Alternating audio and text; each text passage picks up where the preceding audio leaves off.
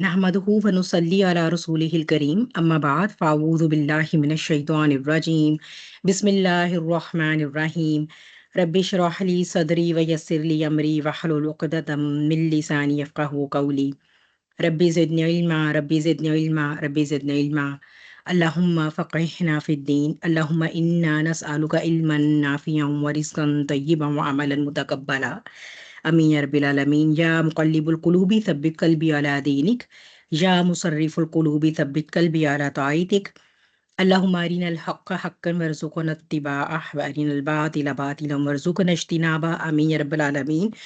अल्लाह सुब्हानहू व तआला का सबसे पहले शुक्र अदा करते हैं कि दोबारा जो है वो अल्लाह ताला ने हमें लौटाया अपने सिलसिले की तरफ एक ये बहुत लंबे गैप के बाद। और अल्लाह सुब्हानहू व तआला का शुक्र ही अदा किया जा सकता है, उसकी हम्द है इस अमर पे कि वो हमें कुरान की तरफ लेकर आता है, कुरान से जोड़ता है। तो उसे उससे इसी दुआ के साथ शुरू करते हैं कि इसी कुरान के नूर को जो है वो हमारे दिलों का और हमारी ज़िंदगी का करार और बहार और सुकून बना दें, और कब्र में हमारे लिए इस कुरान को खूबसूरत साथी बनाएं, और रोज़े क़यामत इस कुरान को, ये जो कुछ भी हमने इस कुरान से सीखा, उसे हमारे लिए शाफ़ी बनाएं आमीन या रब्बल आलमीन। सूरह बकरा हमने स्टार्ट की थी लास्ट ईयर मई में, 16 मई में, ठीक है। और ये हमने सिर्फ सूरह बकरा नहीं स्टार्ट की थी, अज़्ज़हरावैन। और ये नियत थी तब भी, अब भी यही नियत है कि अज़्ज़हरावैन यानी कि दो रोशन सूरतें। जल्दी से चैट में टाइप कर दें कौन सी दो रोशन सूरतें हैं, ठीक है, आप में से कोई भी। तो दो रोशन सूरतें जो हैं, इनकी जब मैंने फजीलत सीखी थी, जब मैंने जानी थी अपनी ज़िंदगी में, तो मुझे बहुत शौक हुआ कि ये जो है वो, ये तो बहुत ही प्यारा ख़जाना है जिसे शेयर किया जाना चाहिए। और फिर उसमें जब अल्लाह ताला ने आप जैसे प्यारे साथी दिए कुरान के, तो फिर ये मैंने सोचा कि एक ऐसा मौका है कि इसे हम जो है वो हम सब आपस में मिलके सीखें। तो ये हमने जो है वो पिछले साल जो है वो 16 मई को शुरू किया ये सिलसिला, ठीक है। तो इसमें जो है वो आप में से किसी ने किया टाइप, किसी ने बताया कौन सी दो रोशन सूरतें हैं? नहीं, सुबह-सुबह नहीं सोना होता, ठीक है? अभी तो शुरू भी नहीं किया, अभी तो लोरी शुरू ही नहीं हुई थी और आप सब सो गए हैं, ऐसे नहीं करते प्लीज़, ठीक है? तो आप ज़रा जल्दी से टाइप करें। तो ये जो 2 रोशन सूरतें हैं, ज़हरावान का मतलब है, ज़हरावैन भी आता है अहादीस में, ज़हरावान भी आता है। हमारा जो पहला लेक्चर था, इन्हीं दोनों सूरतों की फ़ज़ीलत पे था, ठीक है? इसी के ज़िमन में जो है वो ख़ास तौर पे फिर उसमें चूँकि हमने सूरह बकरा पहले करनी थी, तो सूरह बकरा की फिर फ़ज़ीलत जो है वो हमने डिटेल में देखी थी। तो इसी ज़िमन में हमने जो है वो इनके मीनिंग्स देखे थे, ठीक है? ज़हरावान या ज़हरावैन कह लें आप। जगमगाती हुई 2 सूरतें, चमकती, रोशन, ताबनाक। इसी तरह हदीस में जो है वो इन्हें गमामतान या गमामतैन 2 बादल, या गजातान 2 साए, या फ़िरकान मिन तैर परिंदों की 2 डारें, ठीक है? उसके बाद जो है वो, हाँ जी, बताएँ कोई ज़रा कौन-सी 2 सूरतें हैं? कौन बताएगा जल्दी से? मैंने मैम मेरे चैट नहीं में मिला, लिखा है। सूरह बकरा, अच्छा, सूरह लिख आले दी Imran. Chat? Oh my ji hmm, bad, chat में लिखा था मैंने भी। My bad, my bad. नहीं, वो मैं जी वाक़ई मैंने नहीं आपको बताया नहीं, ना, नहीं आप देख के चैट। बताइए, हो सकता है मैसेजेस ना मिलते हैं, आप बता दीजिए हमारे मिल रहे हैं। हाँ, नहीं मिल रही, मेरी चैट बंद हो जाती कभी-कभी। चलें जनाब, ठीक जज़ाकिल्लाह है। खैर, जज़ाकुमुल्लाह खैर कसीरन कसीरा। चलें, शुक्र है अल्लाह का, सब जाग रहे हैं, अल्लाह में जागता रखे। तो हमने ना इनकी जो कंबाइंड फ़ज़ीलत है ना, उसके ऊपर एक हदीस थी, जल्दी से गो थ्रू कर लेते हैं कि नबी करीम सल्लल्लाहु अलैहि वसल्लम ने जो है वो सूरह बकरा और सूरह आले इमरान के सीखने की तरगीब देते हुए जो है वो हम तक ये बहुत ही, अब जिसे कहिए कि वैल्यूएबल जो है वो नॉलेज हम तक पहुँचाया कि ये दोनों नूरानी सूरतें हैं, और ये अपने पढ़ने वाले पर क़यामत के दिन साइबान या बादल या पर फैलाए हुए परिंदों के झुंड की तरह साया फिगर होंगी। और कुरान पढ़ने वाला जब कब्र से उठेगा तो कुरान उससे एक अजनबी शख्स की सूरत में मिलेगा और कहेगा, क्या आप मुझे पहचानते नहीं? क्या आप मुझे पहचानते हैं? तो वो जो शख्स है, जो मतलब मुर्दा होगा कब्र का, वो कहेगा नहीं। तो मैं आपको नहीं पहचानता। तो कुरान कहेगा, मैं तेरा साथी हूँ, वो कुरान हूँ जिसने दिन को तुझे भूखा प्यासा रखा और रात को बेदार रखा। हर ताजिर अपनी तिजारत के पीछे होता था, लेकिन आज सब तजारतें तेरे पीछे हैं। अब इसे मुल्क दाएं हाथ में दिया जाएगा और खुल्द बाएं हाथ में। उसके सर पर वक़ार का ताज रखा जाएगा और उसके वालिदैन को ऐसे कीमती हुल्ले पहनाए जाएंगे कि सारी दुनिया वाले मिलकर भी उनकी कीमत अदा ना कर सकेंगे। और वो अज़राहे ताज्जुब पूछेंगे कि ये उम्दा और कीमती हुल्ले हमें किस वजह से पहनाए गए हैं? تو جواب دیا جائے گا کہ تمہارے بچے کے قرآن پڑھنے کی وجہ سے. پھر کہا جائے گا کہ قرآن پڑھتا جا اور جنت کے درجے اور بالا خانے چڑھتا جا. چنانچہ وہ پڑھتا جائے گا اور جنت کے درجے چڑھتا جائے گا، خواہ جلدی جلدی پڑھے یا ترتیل سے. ترتیل کا مطلب ہوتا ہے رک رک کر، ٹھہر ٹھہر کر. ٹھیک ہے، تو آپ یہ دیکھیں کتنی خوبصورت ہے، یہ کتنی پیاری بات ہے، کتنی ہی زیادہ. میں اس کی خوبصورتی پر جتنا بھی ایمفیسس کیا جائے وہ کم ہے. یہ بات مجھے بہت پیاری لگتی ہے ہمیشہ. تو جب بھی کبھی میں پرسنلی اپنا آپ کو بتا رہی ہوں، میں جب بھی کبھی قرآن سے ریلیٹڈ کوئی بھی ایکٹیویٹی کر رہی ہوتی ہوں، چاہے وہ میرے اپنے لیے ہے یا کسی کلاس کے لیے ہے یا کسی اور لیکچر کے لیے ہے، تو میں صرف اس وقت یہ ہوپ کرتی ہوں کہ اللہ تعالیٰ یہ آپ اس کو میرے مجھ سے قبول کیجیے گا، اور جب میں جاؤں قبر میں اور جب میں وہاں آنکھ کھولوں تو یہ قرآن وہاں پر مجھے یہ ڈائلاگ اس کے میرے ساتھ ہوں. لیکن اس کے لیے یہ بہت ضروری ہے کہ قرآن جو ہے وہ ہمارا ساتھی ہو یہاں پر. اس کے لیے بہت ضروری ہے کہ ہمارا اور قرآن کا کوئی ریلیشن اسٹیبلش ہوا ہو یہاں پر. پھر ہی ظاہر سی بات ہے وہ ہمیں کمپنی کرے گا، کیونکہ یہ اس نے کہا نا کہ تم نے اس وقت دنیا میں جب باقی ہر کوئی مختلف قسم کی نفع بخش تجارتوں کے پیچھے بھاگ رہا تھا، تو تم نے اپنے اس وقت کو میرے لیے ڈیڈیکیٹ کیا، باقی سب چیزوں کو پیچھے رکھا، میرے لیے ڈیڈیکیٹ کیا. اسی لیے آج تمہیں یہ جو تم نے اپنی پریفرنسز وہاں پر فکس کی تھی زندگی میں، آج اس کا اجر تمہیں یہ مل رہا ہے کہ اب جو ہے وہ سب کچھ اللہ تعالیٰ نے ویسے ہی تمہارے لیے جو ہے، یعنی سب تجارتی تیرے پیچھے کا کیا مطلب ہے کہ آج سب کچھ اللہ تعالیٰ نے وہ تمہیں ویسے ہی دے دیا. جس کو ملک مل جائے اور جس کو خلد مل جائے، سوچئے دائیں ہاتھ میں ملک یعنی ملکیت، اللہ جانے اب اللہ تعالیٰ اسے کتنی ملکیت دیں گے اور کس کس شے کی دیں گے، اور بائیں ہاتھ میں خلد یعنی ہمیشگی. اب وہ ہمیشہ اس کے پاس رہیں گی یہ چیزیں، اسے کوئی لے نہیں سکے گا. اور پھر سر پہ وقار کا تاج. تو یہ سب جو ہے وہ، اور اس میں خاص طور پر جو ہے وہ یہ شروع ہوتی ہے حدیث سورہ بقرہ اور سورہ آل عمران کی کے نورانی ہونے سے. اور اس پر میں نے تھوڑا سا اپنی آرٹ کی بھی جو ہے وہ اس میں آپ کے سامنے جو ہے وہ یہ تھوڑی کارگزاری پیش کی تھی. ٹھیک ہے، کہ یہ دو بادلوں کی صورتوں میں ہیں. ان کی نسبت زوجیت کا مطلب یہ ہے کہ قرآن میں جو صورتوں کی ترتیب ہے اس کی ایک ریزن ہے. یہ وہ نزولی ترتیب نہیں ہے. نزولی ترتیب ہوتی تو ہمارا قرآن جو ہے وہ سورہ الفاتحہ سے شروع نہ ہوتا. کہاں سے شروع ہوتا؟ جلدی بتائیں، جلدی جلدی. اگر قرآن نزولی ہوتا تو سب سے پہلے تو سب سے پہلے ہمارے پاس بالکل ٹھیک ہے، اقرا بسم ربک، وہ جو شروع کی اس کی ہیں، اس کا بھی شروع کا پورشن ٹھیک ہے، اس سے شروع ہوتا نا قرآن. ایسا نہیں ہے. تو کیا قرآن کی یہ جو ترتیب ہمارے پاس ہے، کیا یہ نبی کریم صلی اللہ علیہ وسلم نے ڈیسائیڈ کی؟ کیا یہ آپ کے بعد صحابہ اکرام نے ڈیسائیڈ کی؟ اس کے اوپر بھی آپ کو پتہ ہے کہ اسکالرز نے کتابوں کی کتابیں لکھی ہوئی ہیں. ٹھیک ہے، and then they do have their own like دلائل، جس کی روشنی میں وہ یہ پروف کرتے ہیں کہ نہیں یہ جو ہے وہ نبی کریم صلی اللہ علیہ وسلم کی ڈسکریشن تھی. لیکن میجورٹی آف اسکالر جو ہیں دے ایگری کہ یہ جو ہے ایکچولی اللہ سبحانہ تعالیٰ کی طرف سے ہی یہ ترتیب جو ہے وہ بتا دی گئی تھی. یعنی نبی کریم صلی اللہ علیہ وسلم جب ہدایت فرمایا کرتے تھے کہ ان آیات کو فلاں صورت میں ان آیات کے بعد اور ان کے پہلے رکھ دیں، وہاں پر لکھ دیں، تو یہ جو ہے وہ ساری اللہ سبحانہ تعالیٰ کی طرف سے ڈیسائیڈڈ تھی. تو اسی میں جو ہے وہ ایک ہمارے پاس جو ہے وہ ایک اسکالر ہے میرے ذہن سے، ان کا نام امام سیوطی. امام سیوطی، ان کی کتاب ہے بہت پیاری، جس جو ہے اسرار ترتیب قرآن.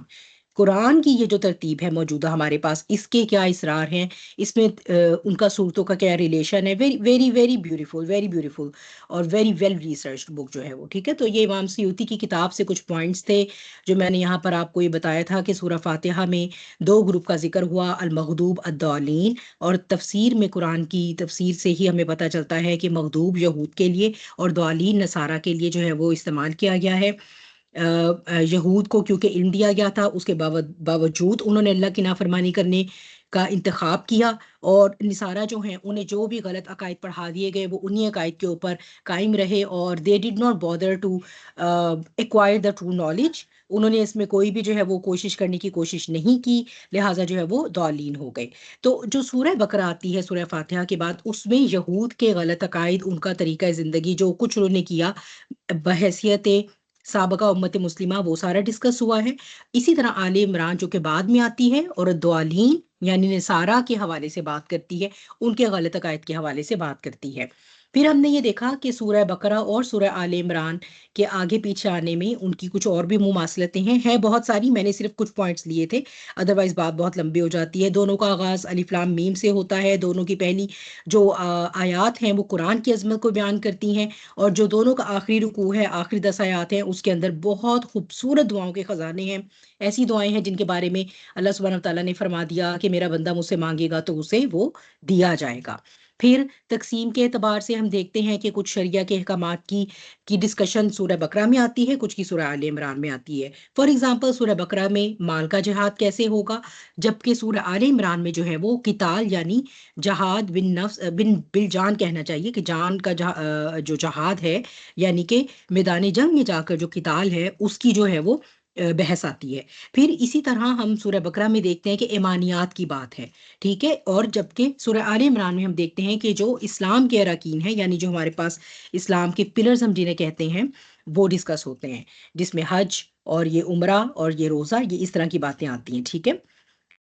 اچھا سوری روزہ جو ہے اس کا ذکر سورہ بقرہ میں ہے۔ پھر میں نے آپ کو بتایا تھا کہ سورہ بقرہ چونکہ ہم اب شروع کریں گے پہلے، تو اس کی خاص جو فضیلت صرف اس کی اپنی ہے، اس کے بارے میں کچھ احادیث میں نے شیئر کی تھی، اور یہ میں ساری احادیث اب آپ کے سامنے ظاہر سی باتیں دہراؤں گی نہیں، لیکن اس کا جو لب لباب ہے وہ یہ ہے کہ سورہ بقرہ جو ہے this is the most potent protection against all kind of evils including black magic and evil eye, ٹھیک ہے۔ عام طور پر ہم سمجھتے ہیں کہ جو ہے وہ معوذات یا معوذتین وہ تو ہیں ہی ہیں، لیکن جو سورہ بقرہ ہے نا، یہ بہت ہی اسٹرانگ پروٹیکشن ہے، بہت ہی اسٹرانگ پروٹیکشن ہے۔ اور مجھے ابھی بھی یاد ہے کہ میں نے آپ کو تب بھی جو ہے وہ ایک ڈاکومنٹری جو کہ میں نے خود دیکھی تھی، میں نے آپ لوگوں کے ساتھ شیئر کی تھی، رشیا میں ایک لیڈی تھی جو کالا جادو کرتی تھی، اور اسے کسی نے ہائر کرنا چاہا کسی مسلمان پر کالے جادو کے لیے، اس نے کہا کہ میں مسلمانوں پر کالا جادو کرنا چھوڑ چکی ہوں، میں نہیں کرتی، میں یہ کیس نہیں لے سکتی، میں آپ کا کلائنٹ نہیں، میں آپ کو ایز اے کلائنٹ ایکسیپٹ نہیں کرتی۔ اس سے وجہ پوچھی گئی تو اس نے پھر یہ بتایا کہ میں نے ایک دفعہ ٹرائی کیا اس طرح سے کسی ایک مسلمان عورت پر کرنے سے، اور اسے ہوا یہ کہ میرے عاملین جو ہے نا وہ الٹا گھبرا کے آتے تھے، کبھی انجر ہوتے تھے یا کچھ بھی تھا، وٹ ایور، میں نے بار بار اس کا نام دیوار پر لکھا، اور وہ جب پولیس نے اس کے گھر میں ریڈ کیا تو وہ نام بار بار لکھا ہوا ایکچولی وہاں نظر آ رہا تھا ایک مسلمان عورت کا، تو اس سے پوچھا گیا کہ یہ تم نے کیوں لکھا ہے، تو اس نے کہا میں نے بہت دفعہ کوشش کی، ہر دفعہ یہ تھا کہ وہ الٹا مجھ پر اثر پڑتا تھا یا میرے عامل جو ہیں ان پر اثر پڑتا تھا، میرے معمول جو ہیں، سوری عامل تو وہ خود تھی نا، ان پر اثر پڑتا تھا، اور وہ الٹا مجھے میرے لیے ڈیمیجنگ ہوا۔ تو کہتی پھر یہ پتا چلا کہ وہ کچھ ایسا ریسائٹ کرتی ہے وہ لیڈی جو کہ میرے اس کالے جادو کے مقابلے میں کہیں درجے زیادہ جو ہے وہ اسٹرانگ ہے، اور میرا کالا جادو اس کا توڑ نہیں کر سکتا۔ اس کے علاوہ ہم نے یہ دیکھا کہ جو سورہ بقرہ ہے اس کے بارے میں، اس کی فضیلت کے بارے میں یہ بھی بتایا گیا کہ ایون مجنوں، یعنی وہ بندہ جو انسین ہو چکا ہے، جو کسی بھی وجہ سے اپنا دماغی توازن کھو چکا ہے، اس دماغی توازن کا علاج بھی ہے سورہ بقرہ میں، ٹھیک ہے۔ پھر سورہ بقرہ کی 10 آیات جو بہت پوٹنٹ ہیں، وہ 10 آیات آپ کے ساتھ شیئر ہوئی تھیں، ان کی پکچرز بھی آپ کے ساتھ شیئر ہوئی تھی۔ پھر اور بھی اس کی بہت سی فضیلتیں ہیں، یہ قرآن کی کوہان ہے، یعنی قرآن کا موسٹ پرومیننٹ حصہ ہے، ٹھیک ہے۔ پھر جو ہے وہ اس کے علاوہ ایک ہمارے جو ہے وہ قرون، آپ یہ کہیں کہ سلف میں سے جو ہے وہ ایک اسکالر ہیں، ان کا نام مجھے یاد نہیں ہے، let me go back to my notes, میں آپ کو بتاتی ہوں، انہوں نے اس کو جو ہے وہ فستات القرآن یہ ہے، ٹھیک ہے، قرآن کا خیمہ، فستات القرآن یہ نام جو ہے نا، وہ انہوں نے سورہ بقرہ کا اصل میں تجویز کیا، ٹھیک ہے، اگر میں آپ کو جو ہے وہ اس میں سے بتا سکوں، go back to my notes, چلیں۔ اچھا پھر جو ہے وہ ہم نے اس کی تقسیم کی بات کی کہ اس میں جو مضامین آئیں گے، یہ میں نے آپ کو اس کی تھوڑی سی انفارمیشن تھی جو آپ لوگوں کو آپ کی اپنی دلچسپی کے لیے ہے۔ آیات کتنی ہیں، یہ مدنی سورہ ہے، اس میں جو ہے وہ اتنی خبر ہیں، اتنے اس میں کمانڈس ہیں، اتنی اس میں جو ہے وہ نیگیٹو کمانڈس ہیں، نہیں یعنی منع کی گئی ہیں کن باتوں سے، اتنے حروف ہیں، ٹھیک ہے، ان کو کوئی ایسا آپ کو کریم کرنے کی ضرورت نہیں ہے۔ مضامین جو ہے وہ اس میں سب سے پہلے ہم نے دیکھا تھا کہ اس کا زمانہ نزول کون سا ہے، ویسے کسی کو یاد ہے کہ اس کا زمانہ نزول کون سا ہے؟ ویسے تو خیر میں نے آپ کے سامنے جو ہے وہ یہ لکھا ہی ہوا ہے اس کا، ٹھیک ہے۔ اچھا تو جو اسکالر تھے ان کا نام ہے خالد بن معدان، جنہوں نے اس کا نام جو ہے وہ فستات القرآن رکھا تھا، ٹھیک ہے۔ اچھا جی، زمانہ نزول، ہاں جی کوئی یاد ہے کسی کو؟ یہیں سے پڑھ کے بتا دیں کوئی میرا دل رکھنے کے لیے۔ آپ کے سامنے گراف بنا ہوا ہے، چارٹ بنا ہوا ہے. ہاں جی، کیا ہو گیا؟ اسکرین نظر آ رہی ہے نا، شیئر ہو رہی ہے نا میری اسکرین؟ غزوہ بدر سے پہلے غزوہ بدر سے پہلے تک زیادہ تر جو حصہ تھا اس کا، ٹھیک ہے. تو مدنی صورت ہے، تو اس میں جو ہے وہ حلال اور حرام کے مختلف شرعی احکامات کے جو ابتدائی صورتیں تھیں، یا جو ابتدائی احکامات ہیں حلال اور حرام کو لے کر، وہ آئے ہیں. جبکہ جو آخری اور حتمی ہیں وہ پھر سورہ مائدہ میں ہمیں نظر آتے ہیں. ٹھیک ہے، سورہ مائدہ جو ہے وہ سب سے آخر میں آئی ہے مدنی دور میں. تو یہ مدنی صورت ہے. ٹھیک ہے، کچھ آیات ہیں سود سے ریلیٹڈ، یا کچھ ایک دو آیات ایسی ہیں وہ پھر بعد میں جا کر نازل ہوئی ہیں. لیکن یہ کہ جو اس کا سب سے زیادہ، جو اس کا جسے کہنا چاہیے کہ بڑا حصہ ہے، وہ مدنی زندگی کے شروع میں غزوہ بدر سے پہلے آ گیا تھا، نازل ہو چکا تھا. 40 رکوع پر مشتمل صورت ہے. اس میں نے آپ کو تب بھی بتایا تھا، اسکالرز ڈفرینٹ طریقے سے اس کو ڈیوائڈ کرتے ہیں رکوع کو. مجھے جو ہے وہ ڈاکٹر اسرار کی ترتیب بہت اچھی لگی تھی، ان کی تقسیم بہت اچھی لگی تھی، تو اسی لیے میں نے ٹو کیپ اٹ سمپل آپ کے ساتھ انہی کی تقسیم شیئر کی تھی. وہ ویسے اس صورت کو سورہ امتین، جو کہ ان کی ایک اپنی اللہ نے انہیں جو فراست دی ہے، اس کی بنا پر انہوں نے سورت کو نام دیا ہے سورہ امتین کہتے ہیں، یعنی 2 امتوں کی صورت ہے، وچ از ویری کریکٹ. ماشاء اللہ، اللہ تعالیٰ نے انہیں یہ فہم دیا، انہوں نے اپنے فہم سے اس کا یہ نام، کیونکہ یہ سورہ سابقہ امت مسلمہ اور موجودہ امت مسلمہ کے بارے میں بات کرتی ہے.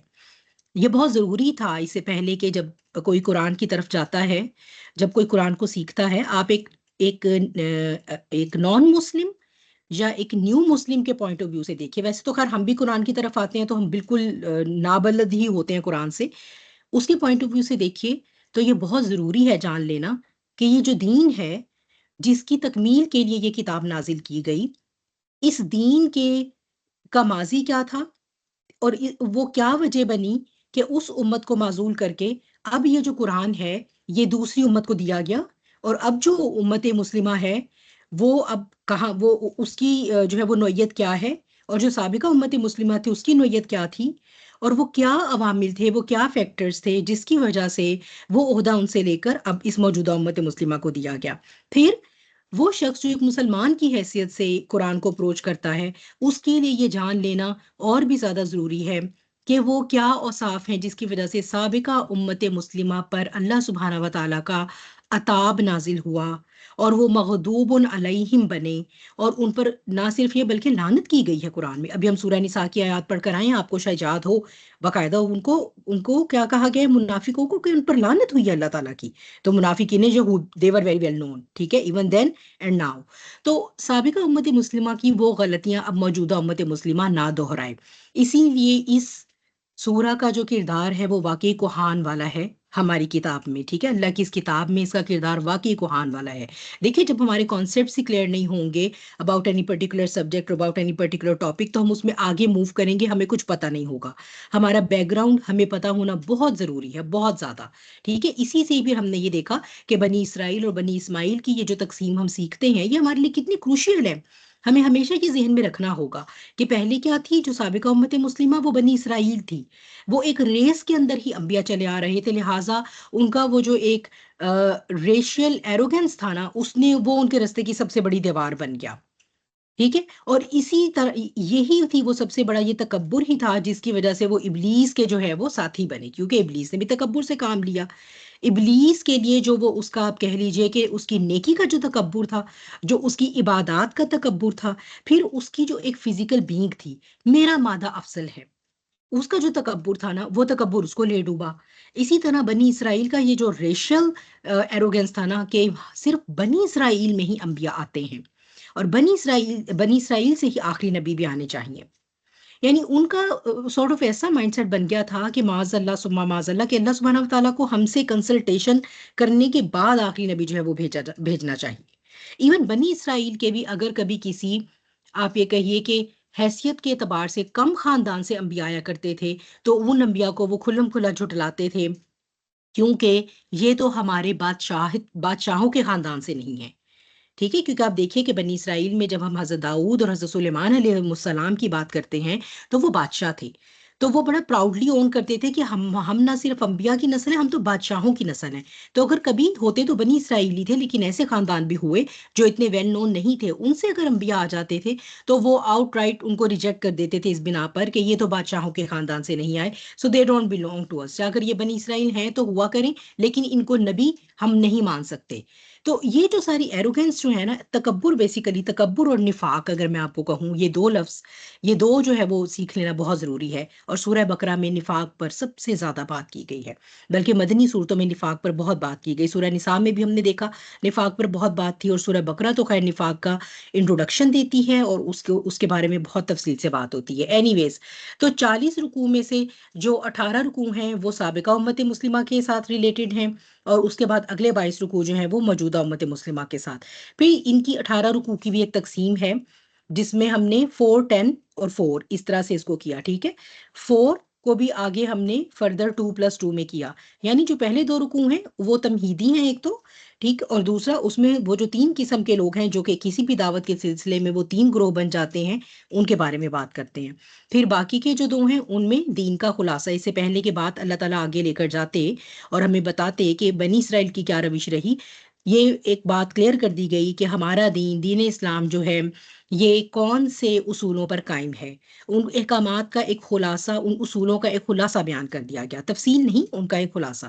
پھر جو درمیان کے 10 رکوع ہیں وہ سارے کے سارے براہ راست بنی اسرائیل کے ساتھ ان میں خطاب ہے. ٹھیک ہے، اور آخری 4 جو ہیں وہ پھر ٹرانزیشن ہے. ٹرانزیشن میں کیا آ جاتا ہے کہ وہ مقدمہ سارا کہ تم لوگوں کا کیا رویہ رہا، اور اس کے بعد جو ہے وہ پھر تحویل قبلہ کی، تعمیر کعبہ کی آیات آ جاتی ہیں، شوئنگ کہ اب جو ہے وہ منصب نبوت it has been transferred from بنی اسرائیل ٹو بنی اسماعیل. ٹھیک ہے، تو یہ جو ہے وہ اب انشاءاللہ جب ہم جائیں گے آگے تو پڑھیں گے. اس کے بعد موجودہ امت مسلمہ کو سارا وہ پیچھے تو کیس اسٹڈی کر کے آئے گی ہی، دیکھے گی ہی کہ کیا انہوں نے کیا کیا جو ہمیں نہیں کرنا. اس کے ساتھ ساتھ احکام شریعت جو ہے وہ اب ان کے لیے کس طرح ماڈیفائی ہوئے ہیں، کس طرح کیا ڈفرینسز ان کے اندر آئے ہیں. شریعت موسوی سے شریعت محمدی صلی اللہ علیہ وسلم میں اب جو ہے وہ جب ہم داخل ہو رہے ہیں تو اس میں کیا چیزیں ہیں جو ویسے ہی رہیں گی، کیا چیزیں ہیں جو ختم کر دی گئی ہیں، اور کیا چیزیں ہیں جنہیں تھوڑا سا چینج کیا گیا ہے، باقی رکھا گیا ہے لیکن کچھ تبدیلی کی گئی. عبادات کی بات آئے گی اور معاملات کی بات آئے گی. اور پھر ایک بہت بڑا جو اس میں ہمارے پاس ٹاپک ہے جہاد کا. جہاد اس میں 2 طرح کا جو ہے وہ خاص طور پر جس پہ ایمفیسس دیا جائے گا، جہاد بالمال اور جہاد بالنفس. اور جہاد بالمال کے سلسلے میں ہم دیکھیں گے کہ صدقہ کے اوپر جو ہے وہ اللہ سبحانہ و تعالیٰ جو آیات آئیں گی، ویری بیوٹیفل آیاز، ویری بیوٹیفل، اتنی خوبصورت پیرابلز، اتنی خوبصورت سملیز ہیں اس کے اندر. انشاءاللہ we will go into the detail when we will arrive at those آیات. تو پہلا رکوع ہم نے دیکھا 7 آیات پر مشتمل تھا. پہلی 5 مومنین کے بارے میں بات کر رہی تھی، اور 2 آیات میں کافروں کی بات ہوئی تھی. آپ لوگوں کو یہ سب جو ہے وہ آپ سب کو یہ انشاءاللہ یاد ہوں گی، آیات زبانی بھی یاد ہوں گی، آپ اسے پڑھتے ہوں گے، اکثر پڑھتے ہوں گے. ٹھیک ہے، تو یہ وہ سارے اوصاف تھے جو کہ مومنین کے اوصاف تھے. آف کورس میں اب ان کی دوبارہ ڈیٹیل میں نہیں جا رہی. ہم نے حروف مقطعات کے اوپر بحث دیکھی تھی، بہت لمبی بحث ہوئی تھی، اس لیے میں اس کو ریپیٹ نہیں کر رہی. ٹھیک ہے، یہ 4-5 پوائنٹ ہیں یہاں پر.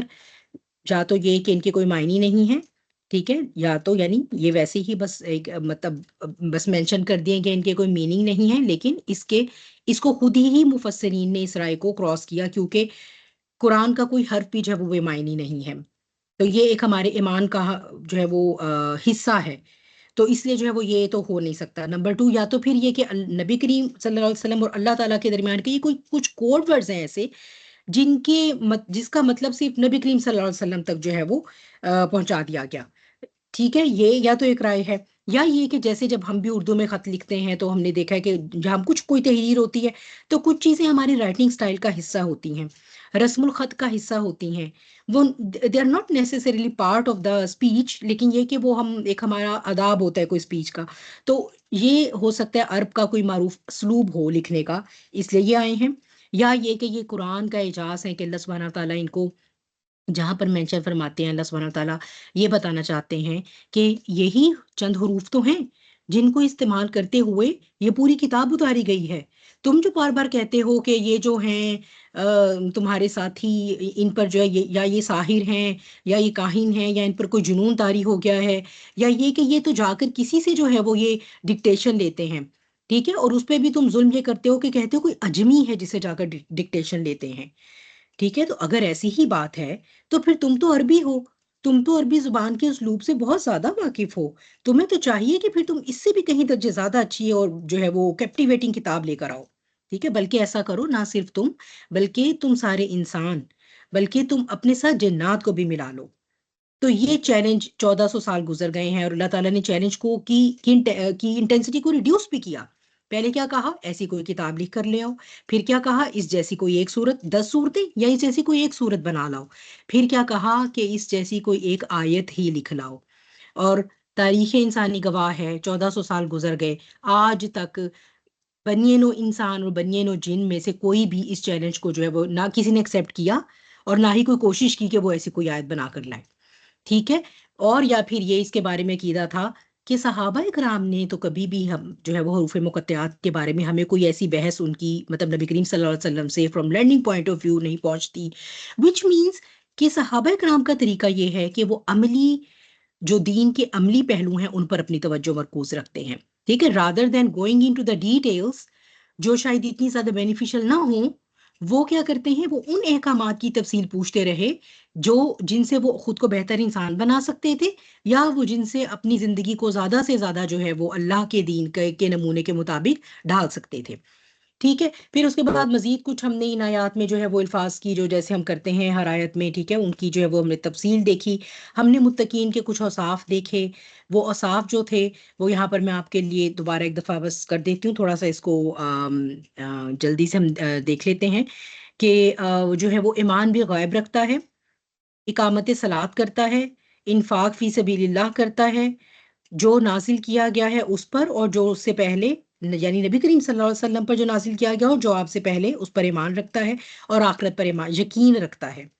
یہ ساری جو یہ باتیں ہیں، کہنے کو یہ ہمارے پلرز آف فیتھ ہیں، لیکن ایکچولی یہ پلرز آف فیتھ ہمیں ایک ایسا مومن بناتے ہیں جو ایک انتہائی باشعور، صبر رکھنے والا، ذکاوت رکھنے والا ہے، یعنی انٹلیکچولی اویئر ہے، بہت وائز ہے، جسے اپنے رب کا شعور ہو گیا اور جسے اپنا شعور ہو گیا. اس کا مطلب ہے اس کا ایموشنل کوشن جو ہے وہ بنی نوع انسان میں سے ہائیسٹ ہے.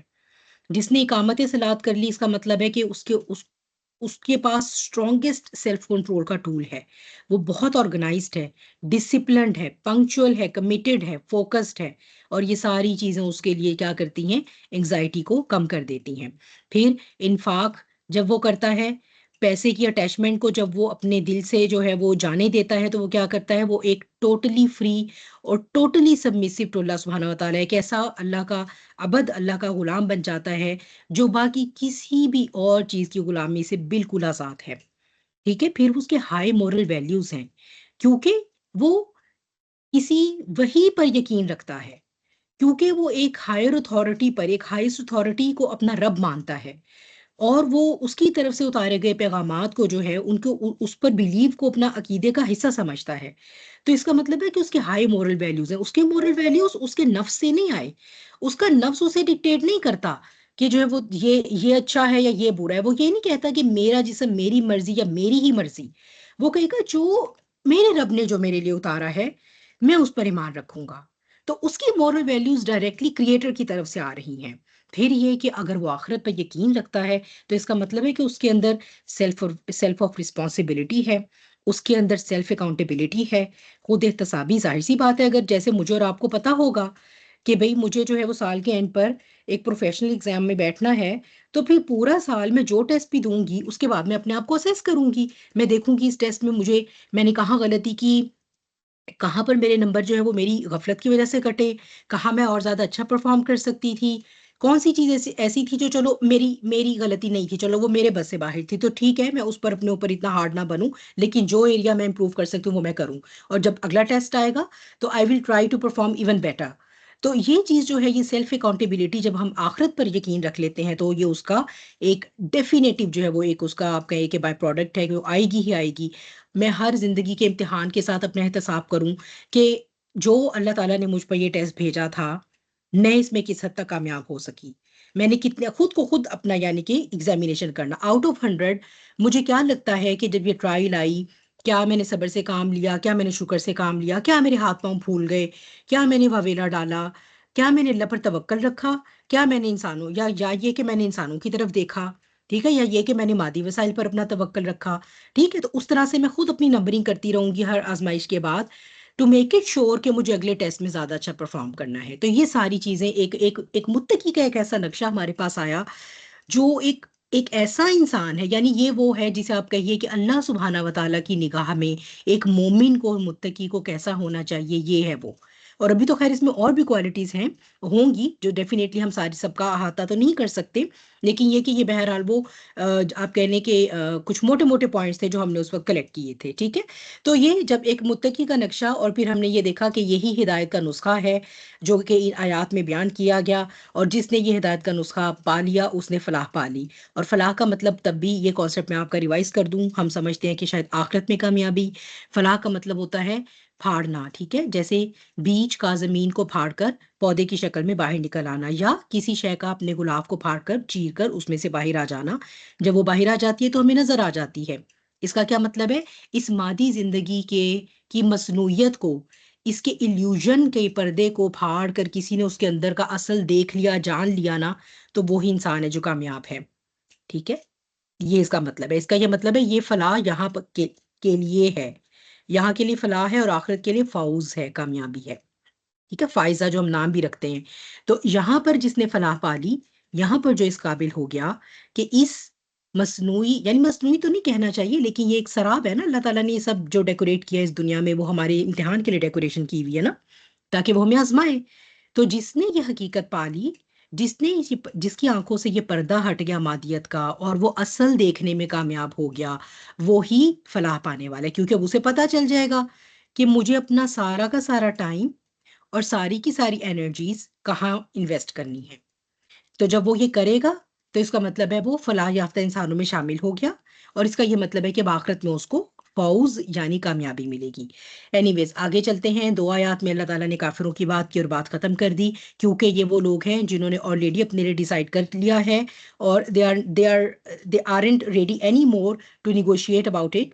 انہوں نے اپنا جو کانسیپٹ تھا وہ بنا لیا ہے، اور وہ اسی کے ساتھ سٹک کر رہے ہیں. ٹھیک ہے، یہ آئیڈیا اللہ کے انکار کا انہوں نے اس کو اپنا لیا ہے، اور انہوں نے اسی کے ساتھ سٹک کیا ہے. وہ نہیں چاہتے کہ اب ہم اس کے علاوہ کوئی اور لائف سٹائل لیں. تو اللہ تعالیٰ نے فرما دیا ہے کہ اے نبی، آپ چاہے انہیں ڈرائیں چاہے اپنا ڈرائیں، ان کے لیے برابر ہے. ٹھیک ہے، کیونکہ پرابلم کیا ہوئی، انہوں نے اللہ کی دی ہوئی جو فیکلٹیز ہیں ان کا استعمال ٹھیک نہیں کیا، لہٰذا اللہ تعالیٰ نے ان کے دلوں پر اب مہر لگا دی ہے، اور ان کے کانوں پر جو ہے وہ پردہ ہے، ان کی آنکھوں پر جو ہے وہ پردہ ہے، اور ان کے دلوں اور کانوں پر مہر لگا دی ہے. اور کچھ اور آیات میں اللہ سبحانہ تعالیٰ کیا فرماتے ہیں، ان کے کانوں میں گرانی ہے. گرانی کیا ہوتا ہے؟ بھاری پن. ٹھیک ہے، بھاری پن کب آتا ہے؟ ہمیں کب آتا ہے؟ جب ہمیں فلو ہوتا ہے، جب ہمیں سائنس بلاک ہوتا ہے تو ہمیں بھاری پن محسوس ہوتا ہے نا؟ کیوں ہوتا ہے؟ کیونکہ ایک بلاکیج ہو جاتا ہے. کیونکہ ہمارا کان، وہ جو درمیانی کان ہے نا جس میں ہوا ہونی چاہیے، وہ بلاک ہو جاتا ہے، اور اس کو بلاک ہونے کے بعد اس کے اندر پانی اکٹھا ہو جاتا ہے. جب پانی اکٹھا ہوتا ہے تو وہ ہمیں بھاری پن کرتا ہے ہمارے سر کو. ٹھیک ہے، تو گرانی، اور ہماری ہیئرنگ متاثر ہو جاتی ہے. ہم کہتے ہیں نا زور ذرا اونچی بولو، مجھے سمجھ نہیں آ رہی، میرا کان بند ہے. تو یہ ہے وہ گرانی. ٹھیک ہے، ان کے کانوں میں جو آپ کہیے کہ نافرمانی کی اور ان کی سیاہ کاریوں کی کا جو ہے نا وہ آپ سمجھے کہ اس کا گندا مواد جمع ہو چکا ہے. جب وہ جمع ہو چکا ہے تو وہ بیچارے جہاں پر ایئر ہونی چاہیے تھی وہ ایئر تو ہے نہیں. ٹھیک ہے، تو اب ہوا جو ہے وہ کنڈکٹ نہیں کرے گی تو جو ہے وہ ان تک ساؤنڈ ویوز جائیں گی نہیں، دماغ تک ساؤنڈ ویوز نہیں جائیں گی دماغ تک، تو سمجھ ہی کچھ نہیں آئے گی. ٹھیک ہے، کہنے کا مطلب یہ ہے جب روحانی جسم ناکارہ ہو جاتا ہے تو مادی جسم صرف جانور بن کے رہ جاتا ہے. وہ سنتا تو ہے، وہ دیکھتا تو ہے، دل دھڑک تو رہا ہے، بلڈ تو پمپ کر رہا ہے، لیکن اس کا وجود اس دنیا پر جو ہے وہ صرف جانوروں والا وزن رکھے ہوئے ہے. ٹھیک ہے، تو یہ بہت بڑی بات ہے، الارمنگ بات ہے. اللہ سبحانہ تعالیٰ جو ہے وہ ہمیں اس سے بچائیں. ٹھیک ہے، دوسرا رکوع میں نے آپ کو بتایا تھا کہ نفاق پر سب سے زیادہ بات ہوئی، منافقین. اب یہ وہ گروہ ہے جو کہتے ہیں کہ ہم ایمان لے آئے ہیں. وہ جو کافر تھے انہوں نے کہہ دیا صاف صاف ہم ایمان نہیں لے کر آئیں گے. یہ وہ گروہ ہے جو یہ چاہتے ہیں تھوڑی دنیا بھی ہاتھ میں رکھیں اور آخرت کو بھی نہ جانے دیں. ٹھیک ہے، دنیا کی جو ہے وہ چکا چوند رنگینیاں اور یہ جو اب عہدے ہیں اور یہ جو سٹیٹس ہے اس کو بھی نہ جانے دیں، اور کچھ ایسا کریں کہ آخرت بھی ہماری ہو جائے. اور یہ مائنڈ سیٹ رکھتے ہوئے جب وہ زندگی گزارتے ہیں تو وہ یہ سمجھتے ہیں کہ ہم دنیا کے انسانوں میں بھی بہت چالاک بن رہے ہیں اور بڑا کوئی ہم ان کو بھی دھوکہ دے رہے ہیں، اور وہ یہ سمجھتے ہیں کہ انہوں نے اس طرح اللہ تعالیٰ کو بھی معاذ اللہ ثم معاذ اللہ ٹرک کر لیا ہے، کرنے میں کامیاب ہو گئے ہیں۔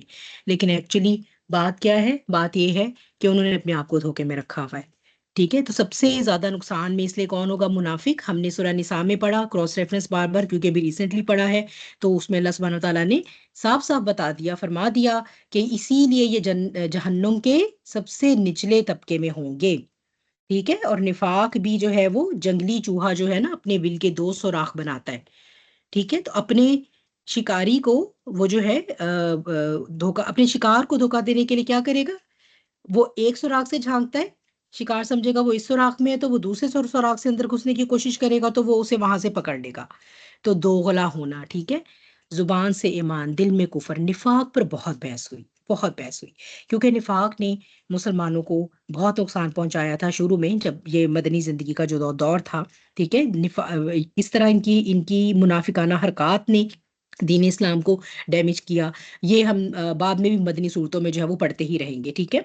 پھر جو ہے وہ تعویل خاص میں، اس میں اس وقت کے جو یہودی تھے مدینہ کے وہ مخاطب ہیں، تعویل عام میں اس کے اندر کوئی بھی ہو سکتا ہے، کوئی مومن جو کہ ایمان لے آیا، اس کو بہت اچھا لگا دین، اس نے تعلیمات سنی پڑھی، اور اس وقت تو خیر آقا کریم خود موجود تھے، ان کو دیکھتے ہی، ان کو ملتے ہی جو ہے وہ ایسا ہوتا تھا کہ لوگ ایمان لے آتے تھے، ٹھیک ہے؟ وہ بہت اچھا لگا، صحابہ کا جیسے لائف سٹائل دیکھا، اس دین کو پریکٹس کرتے ہوئے دیکھا، اخوت اور بھائی چارہ دیکھا مسلمانوں میں آپس میں، بڑا اچھا لگا، سب کچھ بڑا سب زبردست ہے، رنگین ہے، فوراً داخل ہو گئے، ٹھیک ہے؟ لیکن کیا ہوا کہ جب ٹف ٹائمز آئے، جب جہاد کی کال آئی، جب جو ہے وہ اچھا اب چھوڑو اپنے گھروں کو، بیوی بچوں کو، آرام کو، آسائش کو، مال بھی قربان کرو، جان بھی لے کر چلو، اب مشکل ہو گئی، اب پرابلم پڑنی شروع ہو گئی۔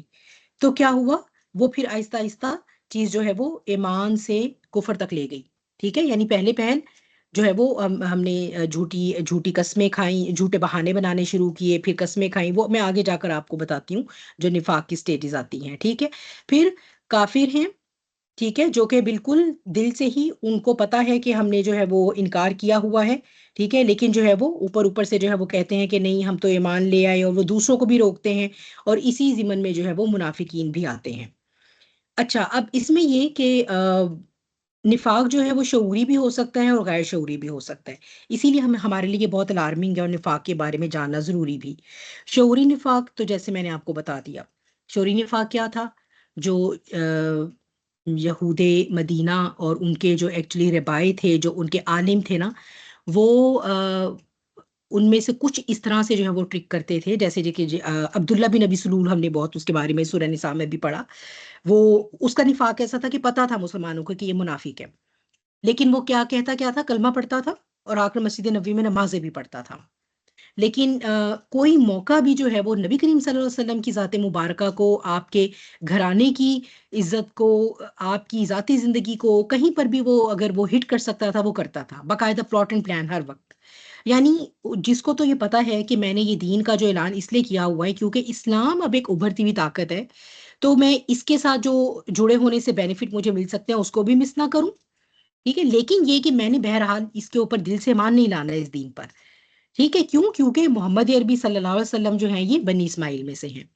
پھر غیر شعوری نفاق آ جاتا ہے۔ غیر شعوری نفاق وہ چیز ہے جسے ہمیں ڈرنا چاہیے، یہ ایمان کی کمزوری سے آتا ہے۔ جہاں جہاں ایمان کی کمزوری آتی ہے نا، وہاں وہاں ہمارے دل میں اس چیز کو نفاق ایکچولی کمپلیٹ کرتا ہے، ٹھیک ہے؟ اگر آؤٹ آف 100%، اگر ہمارا ایمان 5% گر گیا، تو وہ جو اب 95% ایمان ہے تو اس کے بعد 5% جو ہے نا وہ نفاق آ گیا، تو اگر یہ بڑھتا رہے اور ہم اس کا علاج نہیں کریں گے تو پھر یہ بہت الارمنگ ہے، کیونکہ نفاق جو ہے وہ نفاق تک نہیں رہتا، کفر تک لے جاتا ہے۔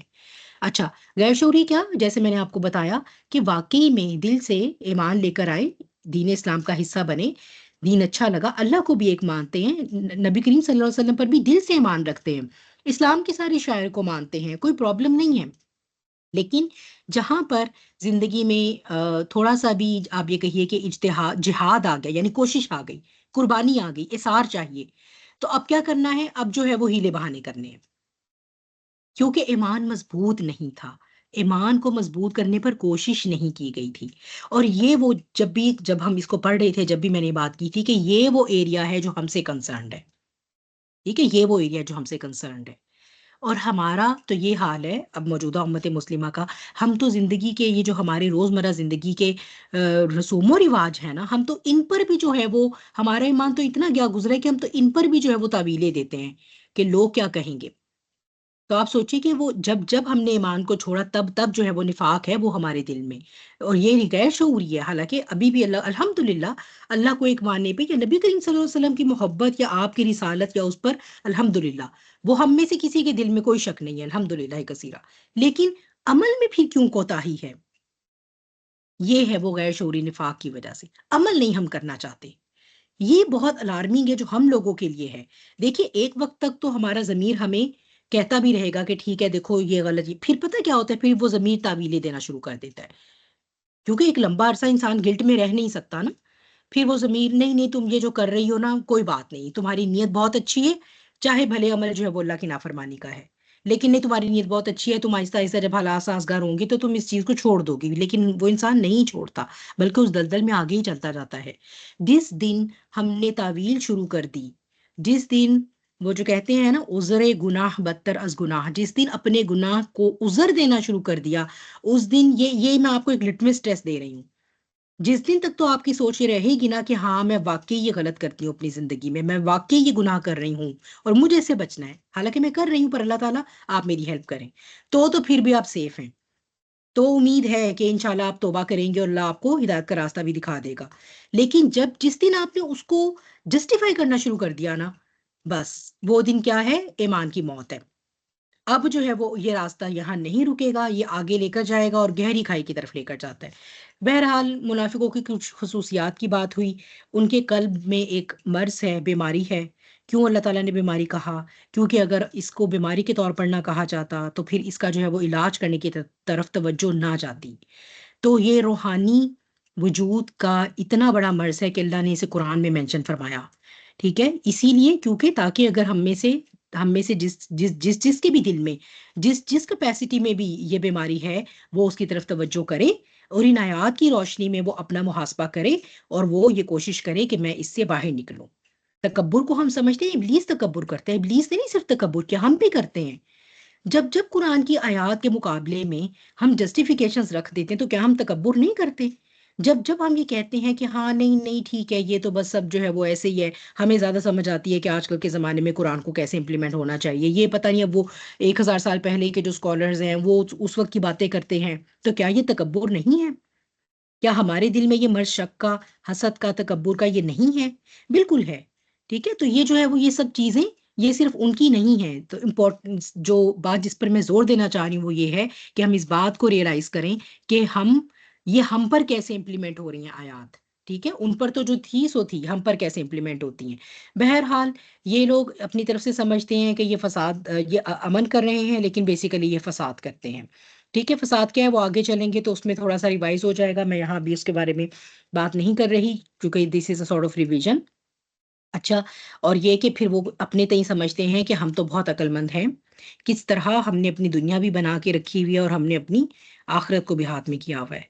ٹھیک ہے، ڈز اٹ ساؤنڈ فیملیئر؟ اپنے ہماری آج کل کی حالت کے ساتھ ڈز اٹ ساؤنڈ فیملیئر؟ ہاں یا نہیں؟ یس.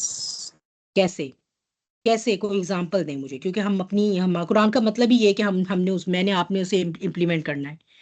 کیسے؟ اپنے ارد گرد سے کیسے اگزامپل دیں گے؟ اپنی مثال لے لیتے ہیں. چلیں، کسی کے بارے میں ہم بات ہی نہیں کر رہے، ہمیں تو خود سیکھنا ہے. کیا ایسا نہیں ہے کہ ہم جو ہے وہ اپنی جو ہے وہ دنیا کو، جسے ہم کہتے ہیں دیکھیں دنیا داری بھی تو کوئی چیز ہے نا، دنیا داری کے نام پر اپنی نفس پرستی جاری رہتی ہے. ٹھیک ہے، ساتھ ساتھ کیا ہوتا ہے، چلو کوئی ہم نہ ایسا کرتے ہیں، کوئی قرآن کا درس بھی رکھ لیتے ہیں. چلے ہم ایسا کرتے ہیں کہ نا، اور پھر ہم بڑے فخر سے بتاتے ہیں میں تو ہر مہینے ایک دفعہ قرآن کا درس ضرور رکھتی ہوں اپنے گھر میں. ٹھیک ہے، یا پھر یہ کہ چلو قرآن خوانی کی محفل بھی رکھ لیتے ہیں، یا یہ میلاد بھی ہو رہا ہے. ٹھیک ہے، یا ہم غریبوں میں ہم تو جو ہے وہ اللہ کے نام کا بہت کھانا بھی تقسیم کرتے ہیں. ٹھیک ہے، دل کے اندر کبھی بھی یہ خیال نہیں آتا کہ اللہ کی دین کے ساتھ یہ جو مذاق میں نے شروع کیا ہوا ہے اس پر میری کبھی پکڑ بھی ہو سکتی ہے. That's the worst form of it. That's the worst form of it.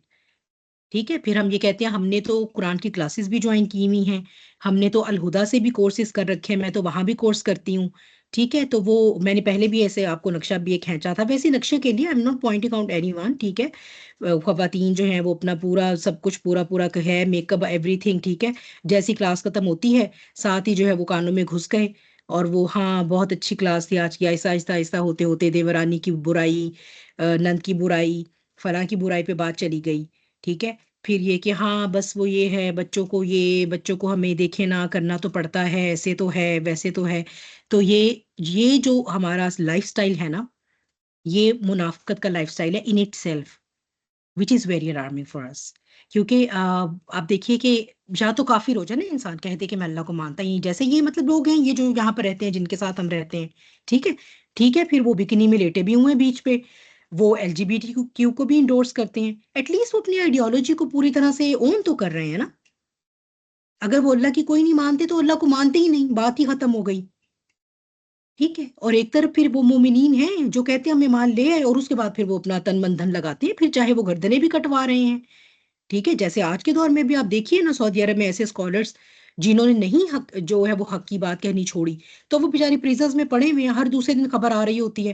کوئی 6 سال بعد ہے وہاں پریزن میں وہ فوت ہو گئے, تو کوئی وہ 8 سال بعد فوت ہو گئے. انہوں نے تو نہیں کبھی بھی کمپرومائز کیا نا, انہوں نے نہیں کہا کہ ہاں چلو ٹھیک ہے اب تو اس وقت طاغوت کی حکومت ہے, ہم بھی تھوڑا بہت کمپرومائز کر لیتے ہیں اسلام کی ٹیچنگز میں, تو چلو ٹھیک ہے چلنے دو جیسے چل رہا ہے.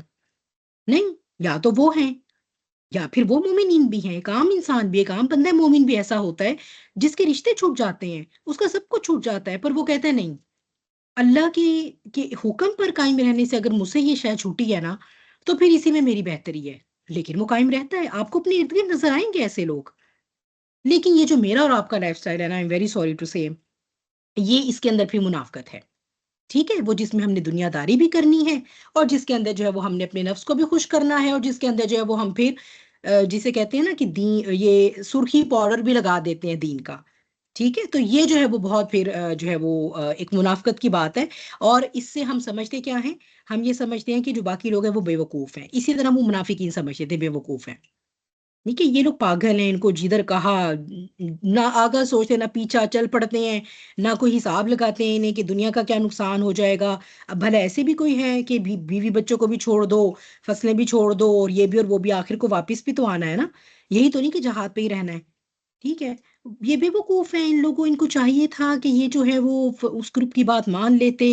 اب اچھا ہوا ان کے اوپر جو ہے وہ فلاں مصیبت ٹوٹی ہوئی ہے, یا ایسے اور ایسے, انہوں نے تب ہماری بات ہی نہیں سنی. ان کو چاہیے تھا یہ کیلکولیٹڈ رسک لیتے. تو جہاں پر دین کا قیام آتا ہے نا, دین کا قیام, اس کے لیے پھر وہ انسان چاہیے ہوتے ہیں, وہ فوج چاہیے ہوتی ہے جو ایمان پہ کمپرومائز نہیں کرنے والی ہوتی. ٹھیک ہے. اچھا, پھر یہ کہ یہ سب ان کی پھر یہ کیا کرتے تھے, مسلمانوں کے سامنے یقین دلانا ہم تو تم میں سے ہیں. جیسے ہی جا کر جو ہے وہ اپنے ہی منافقین کے پاس واپس لوٹتے تھے تو بڑا اپنی طرف سے سمجھتے تھے کہ ہم نے تو ان کو ڈاج کر دیا, اور کہتے تھے کہ یہ تو ہم صرف جو ہے وہ ان لوگوں کو پریٹینڈ کر رہے ہیں, ہم تو ان کے ساتھ مذاق کر رہے ہیں, ورنہ ہمارا تمہارا تو ہمیشہ کا جو ہے وہ ساتھ ہے. ٹھیک ہے. تو حزب الشیطان ہے یہ, تو انہوں نے جو ہے وہ آپس میں کوalition بنائی ہوئی ہے. ٹھیک ہے. تو اللہ تعالیٰ کہتے ہیں کہ ویسے تو یہ بہت تجارت کے جو ہے وہ ماسٹر مائنڈ بنتے ہیں, لیکن بڑی ہی کوئی گھٹیا تجارت ہے, بڑا ہی کوئی یعنی اتنی بے وقوفانہ تجارت کر رہے ہیں کہ جو ان کے انٹلیکٹ سے بعید ہی تھی. ویسے آپ ان سے تجارت کے اصول پوچھ لیجئے تو یہ آپ کو جو ہے نا وہ پورا اس کا جو ہے نا وہ اس کے انز اینڈ آؤٹس, اور جسے کہتے ہیں نا کہ پوری تجارت کے رموز و اوقاف سے آپ کو جو ہے وہ آگاہ کریں گے کہ یہ جزیرہ نما عرب پر تجارت کس طرح آپ کریں کہ کیسے آپ کامیاب ہوں. لیکن ان کو اتنی چھوٹی سی بات سمجھ نہیں آ رہی کہ کیسے یہ جو ہے وہ ایک اخروی زندگی دے رہے ہیں اپنے ہاتھوں سے, اس کو بیچ رہے ہیں, اور تھوڑا سا نفع بسی زندگی کا لے رہے ہیں. ٹھیک ہے. لیکن actually they already know that, لیکن وہ یہ صرف کر رہے ہیں کیوں, کیونکہ تکبر اور حسد کی وجہ سے.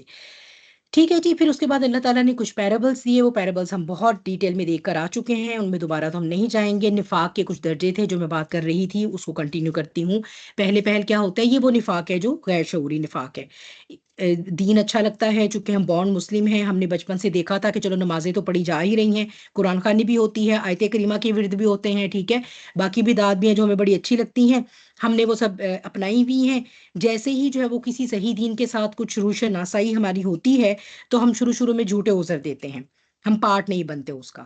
ٹھیک ہے، اسی طرح وہ منافقین جو تب تھے وہ مسجد نبوی میں نہیں جایا کرتے تھے، فجر اور عشاء کی نمازیں ان پر بہت بھاری تھیں تو جھوٹے عذر دے رہے، کیونکہ اس وقت میں نے آپ کو بتایا تھا نماز اٹینڈ کرنا جو ہے یا نہ کرنا، یہ مسلمان ہونے یا نہ ہونے کی، قانونی مسلمان ہونے یا نہ ہونے کا کرائٹیریا تھا.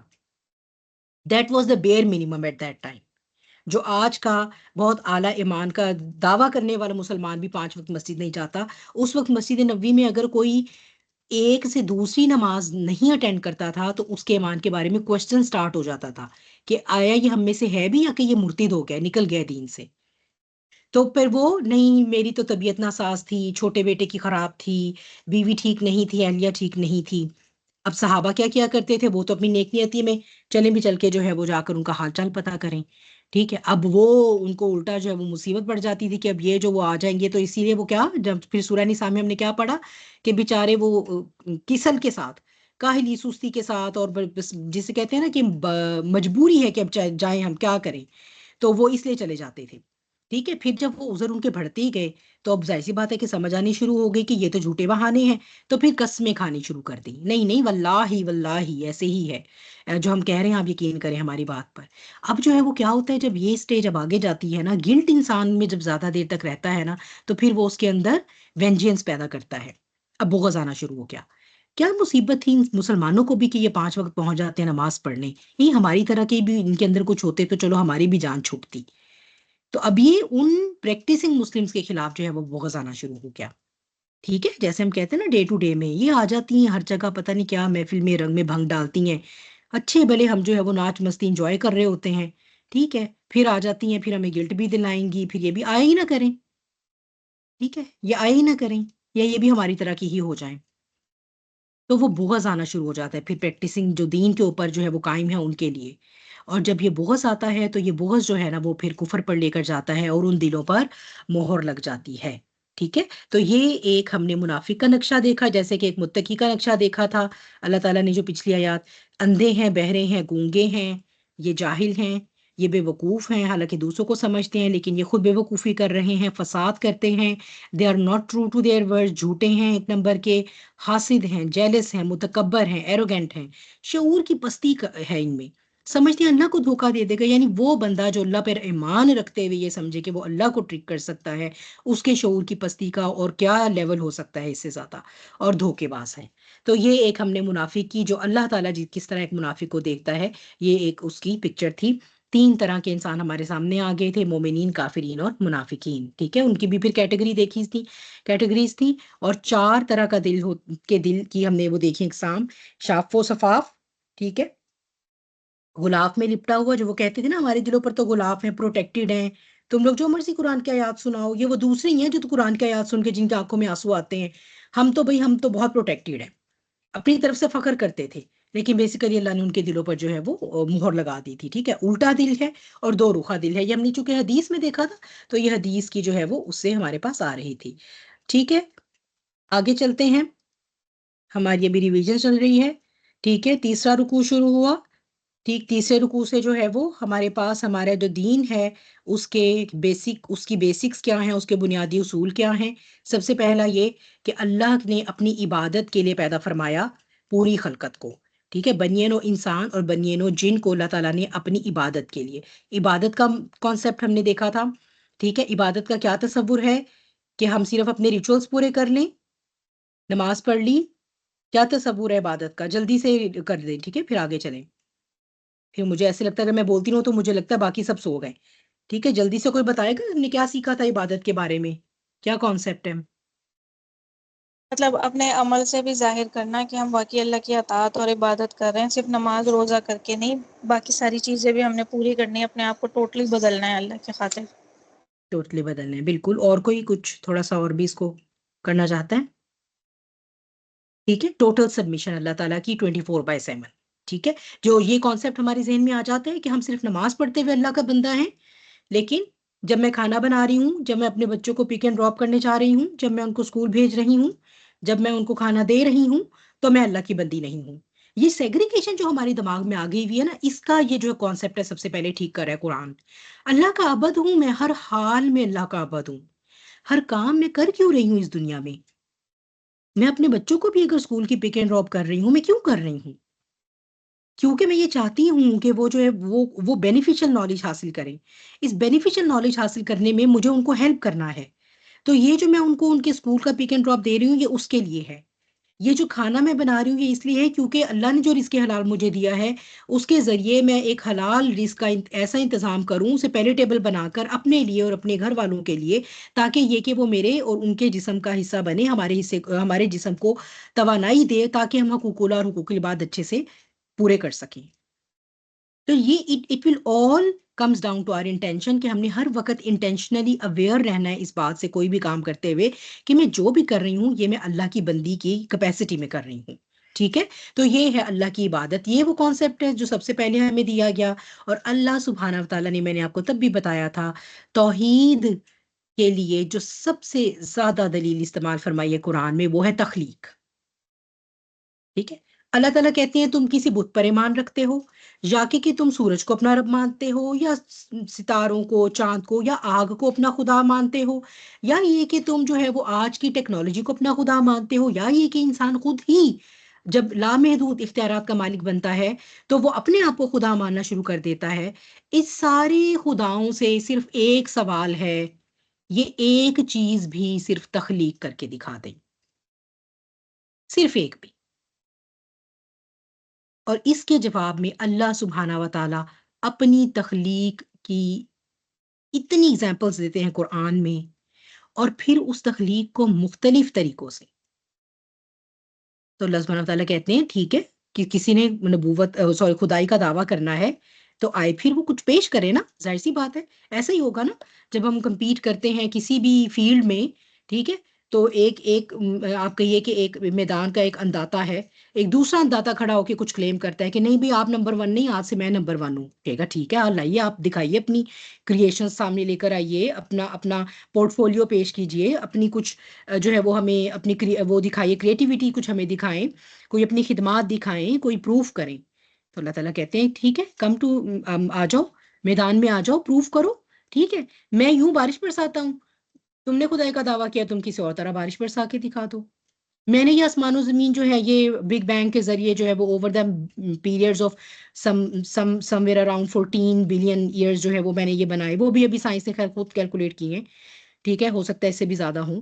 ٹھیک ہے، تم بھی ایک ایسا بگ بینگ کر لو، یا تم بگ بینگ نہ کرو، کسی اور طریقے سے کچھ تخلیق کرو، کوئی ایک آسمان تم بھی بنا کے دکھا دو. میں نے تو خیر 7 ہیونز بنائے ہیں. ٹھیک ہے، میری مخلوقات میں انسان ہیں، یہ سب جو بھی تمہیں زمین پر نظر آ رہا ہے، پھر یہ فرشتے ہیں، تم بھی کوئی مخلوق پیدا کر کے دکھا دو. تو یہ توحید کی جو آپ دیکھیں گے بحث ہے، اس پر ہم نے دیکھا عقیدہ توحید میں کہ اللہ سبحانہ و تعالیٰ نے جو ہے وہ ہمیں اس میں توحید عملی اور عقیدے کی توحید دونوں چیزیں جو ہیں وہ ہم نے آیا نمبر 21 22 میں اس کی ڈیٹیل دیکھی. پھر یہ کہ رسالت کی بات ہوئی اور قرآن کی بات ہوئی. رسالت کے بارے میں کہ کوئی رسول جو ہے وہ اس پر قادر نہیں ہے کہ وہ اللہ کی کتاب، اللہ کا کلام وہ لکھ سکے، اور پھر وہی اللہ تعالیٰ کا چیلنج آ گیا تھا ان آیات میں. پھر بات ہوئی آخرت کی، جنت کی اور جہنم کی. تو آپ یہ دیکھیے کہ سارے جو ہمارے بیسک ایمان کے جو پلرز ہیں نا وہ ڈسکس ہوئے ان آیات میں. ٹھیک ہے، کیونکہ ان کے بارے میں کانسیپٹ ٹھیک نہیں ہوگا تو ظاہر سی بات ہے کہ بات جو ہے وہ ٹھیک نہیں رہے گی، بات نہیں بیٹھے گی. پھر فساد، جو میں نے آپ کو پہلے بتایا تھا کہ فساد کو آگے دیکھیں گے. فساد، یہ جو فاسق ہے نا، فاسق یعنی منافق ہیں، بیسیکلی ان کو دوسرا نام دیا گیا فاسق. فاسق جو ہے یہ کھجور کا چھلکے سے یا چوہیا کا اپنے بل سے باہر آ جانا، اور جنگلی چوہیا اپنے بل سے باہر آتی ہے تو بہت تباہی پھیلاتی ہے. تو یہی ہے فاسق کا بھی. ان کا کام کیا ہے؟ یہ چاہتے ہیں کہ دو جو سب سے مضبوط پلرز ہیں جو امن کے اس دنیا میں، جو سب سے مضبوط اصول ہیں نا، ان کو جو ہے وہ برباد کیا جائے. یعنی ایک کیا، اللہ اور اس کے بندے کا تعلق، اس کو خراب کیا جائے، اور دوسرا کیا ہے، بندوں کا آپس میں تعلق. جب یہ دونوں چیزیں خراب ہو جائیں گی تو فساد فلرز ہوگا. ٹھیک ہے، تو اللہ اور بندے کے تعلق میں اللہ کا دین اس دنیا پر نافذ کرنا، جو کہ اللہ نے بندے کو خلیفہ بنا کے اس کو یہ ذمہ داری دے کر بھیجا، اس سے غافل کیے رکھنا. ٹھیک ہے، اور دوسرا یہ کہ بندوں کو آپس میں کاٹ دو، رشتوں کو کاٹو، قطع رحمی کو پھیلاؤ. ویسے ہی انسان کو انسان سے دور کر دیا گیا اسمارٹ ٹیکنالوجی دے کے. ٹھیک ہے، ہر کسی کو جو ہے وہ باقی اس کو دنیا میں بیٹھے گلوبل دوستوں کا تو پتا ہے، لیکن اسے یہ نہیں پتا کہ شہر میں جو ہے وہ بیٹھا کوئی جو میرا جاننے والا جو ہے وہ کس حال میں ہے، اسے میری کوئی ضرورت تو نہیں ہے. تو یہ چیزیں جو ہے وہ فساد فلرز کرتی ہیں. پھر اللہ سبحانہ و تعالیٰ نے خاص طور پر جب تخلیق کی بات فرمائی تو اس کے بعد انسان کو اس کی تخلیق کے بارے میں جو ہے وہ دعوت فکر دی ہے. اور اس پر ہم نے بہت لمبی بات کی تھی کہ ہمارے جو دور حیات ہیں، ادوار حیات ہیں، وہ کون کون سے ہیں. یہ تب ہم نے بہت لمبی بات کی تھی، اس کو میں نہیں ریپیٹ کر رہی. بس صرف جو بات ہے وہ یہ ہے کہ موت کو عام طور پر ہم سمجھتے ہیں کہ سب کچھ ختم ہو گیا، زندگی سیز ہو گئی، اور یہ کوئی ایسی حالت ہے جو بالکل اب کوئی اسٹیٹک حالت ہے. حالانکہ بات یہ ہوئی تھی کہ ہمارا جسم، ہمارا وجود، ایک ہمارا مادی وجود ہے، ایک ہمارا روحانی وجود ہے، اور ایک ہے وہ شعور. ٹھیک ہے، جیسے کہ اب ہم ہیں اس دنیا میں، ہمارا جسم، ہماری روح اور ہمارا شعور، تینوں کمپوننٹ ہمارے اس وقت ورکنگ ہیں. جب یہ تینوں کمپوننٹ ورکنگ ہوں گے جب بھی، تو اس کا مطلب ہے کہ وہ زندگی کی حالت کہلائے گی. اور جب ان میں سے کچھ بھی مسنگ ہوگا تو یہ پھر موت کی حالت کہلائے گی. اسی لیے برزخ کو ہم موت کیوں کہتے ہیں؟ مادی جسم قبر میں چلا گیا، روح جو ہے وہ برزخ میں اللہ عالم کہاں ہے، کبھی جو ہے وہ جاتی ہے جسم میں، کبھی اوپر جاتی ہے. ٹھیک ہے، جیسے بھی اللہ تعالیٰ نے اس کی رکھی ہے. اور شعور جو ہے وہ بہت مختلف سا ہے. وہ کچھ ایسا شعور ہے جیسے خوابیدہ قسم کا شعور ہے، جیسے ہم سو رہے ہیں. ٹھیک ہے، تو موت اس طرح نہیں ہے جیسے ہم سمجھتے ہیں، اور اسی پر بیس کر کے جو ہے وہ ہماری زندگی کے کچھ ادوار ہیں. ٹھیک ہے، عالم ارواح تھا، پھر اس کے بعد جو ہے وہ ہم سارے پھر دوبارہ غیر شعوری فیز میں چلے گئے. لیکن وہ عالم ارواح جو تھا، ہمیں اس کی میموری کوئی نہیں ہے. اب یہ دنیاوی زندگی ہے جس میں میموری اور ایوری تھنگ از انٹیکٹ. پھر ہم عالم برزخ میں چلے جائیں گے تو ہمارا دوبارہ سے وجود بکھر جائے گا، اس لیے ہم اس کو موت سمجھتے ہیں. پھر اخروی زندگی میں ہم پھر کمبائن کر دیے جائیں گے اپنے سارے کمپوننٹ کے ساتھ، اس لیے ہم اس کو زندگی سمجھتے ہیں. تو دو موت اور دو حیات کا جو ہے وہ اللہ سبحانہ تعالیٰ نے شاید میں ذکر کیا، اور یہ پھر اس وقت ڈیٹیلز ہم کر کے آ چکے تھے. ٹھیک ہے، لیکن اس سے جو ہے وہ اس کا سب کا بتانے کا مقصد کیا تھا؟ اس کا مقصد یہ تھا کہ اللہ تعالیٰ فرماتے ہیں کہ ایک تو میں نے تمہیں مختلف دور حیات دیے، پھر یہ کہ جو زمین پر ہے نا وہ تمہارے لیے پیدا کیا ہے سب کا سب. پھر میں نے آسمان جو ہے وہ بھی ایکچولی جو ہے وہ اسی پورے ایکو سسٹم کا حصہ بنایا ہے. اور وہ جو یہ سب کیا کیوں ہے؟ یہ سب کیا اس لیے ہے کہ میں نے تمہیں یہاں پر خلیفہ کی حیثیت میں بھیجا ہے. یہ سب کا سب جو ہے وہ اللہ تعالیٰ نے انسان کو اس دنیا میں خلیفہ جو منصب دے کر بھیجا، اس منصب کو کی تکمیل کے لیے انسان کو جو ریسورسز چاہیے تھے، وہ ریسورسز اس کو سارے، چاہے وہ ریسورسز ارتھلی ریسورسز ہیں اور چاہے وہ ہیونلی ریسورسز ہیں، چاہے وہ اس زمین کے اندر ہیں، چاہے وہ آسمان سے آ رہے ہیں، یا اوپر ہماری فضا سے آ رہے ہیں، یا ہماری اسپیس میں ہیں، یا وہ ہم سے بلین ایئر دور ایک گلیکسی ہے اس وقت، اس کا بھی کنٹریبیوشن ہے اس وقت ہماری اس لائف کو یہاں کورہ ارض پہ مینٹین کرنے میں. تو یہ اللہ تو اپنی تخلیق کی یہ مثالیں جو ہے وہ اتنی عالی شان مثالیں دیتا ہے، اتنی پرفیکٹ ایگزامپلس دیتا ہے. تو اللہ تعالیٰ کہتا ہے کوئی اور رب ہے تو وہ آئے اور وہ بھی کچھ بتائے کہ اس نے کیا تخلیق کی ہے، اور واقعی کیا وہ اتنا جو ہے وہ پرفیکٹ ہے جو تخلیق اس نے کی ہے. تو اللہ سبحانہ و تعالیٰ یہ کہتے ہیں. پھر وہ ساری وہ والی کنورسیشن آئی جب اللہ تعالیٰ نے فرشتوں کو میں یہ اعلان کیا، پھر فرشتوں نے اس پر جو ہے وہ سوال اٹھایا کہ یہ تو جو جیسے پہلے جنات کو وہ دیکھتے رہے کہ فساد کرتے ہیں، تو ان کو لگا اب یہ تو اس کو تو اور زیادہ اتھارٹی دے کے اللہ بھیجیں گے نئی مخلوق کو، یہ تو پتہ نہیں پھر کیا کرے گا وہاں پر. تو بات یہ کہ اگر تو صرف اللہ سبحانہ و تعالیٰ آپ کی تسبیح اور تقدیس کی بات ہے تو وہ تو ہم کر رہے ہیں، لیکن اللہ سبحانہ و تعالیٰ نے فرمایا نہیں، یہ بات نہیں ہے، کیونکہ وہ بات تم جانتے ہی نہیں. ٹھیک ہے، اور وہ بات کیا تھی وہ آگے آئے گی. اس سے پہلے میں آپ کو یہ بھی ایک ریمائنڈر دے دوں، قرآن میں 7 مقامات پر قصہ آدم و ابلیس کا ذکر ہے. ٹھیک ہے، اچھا.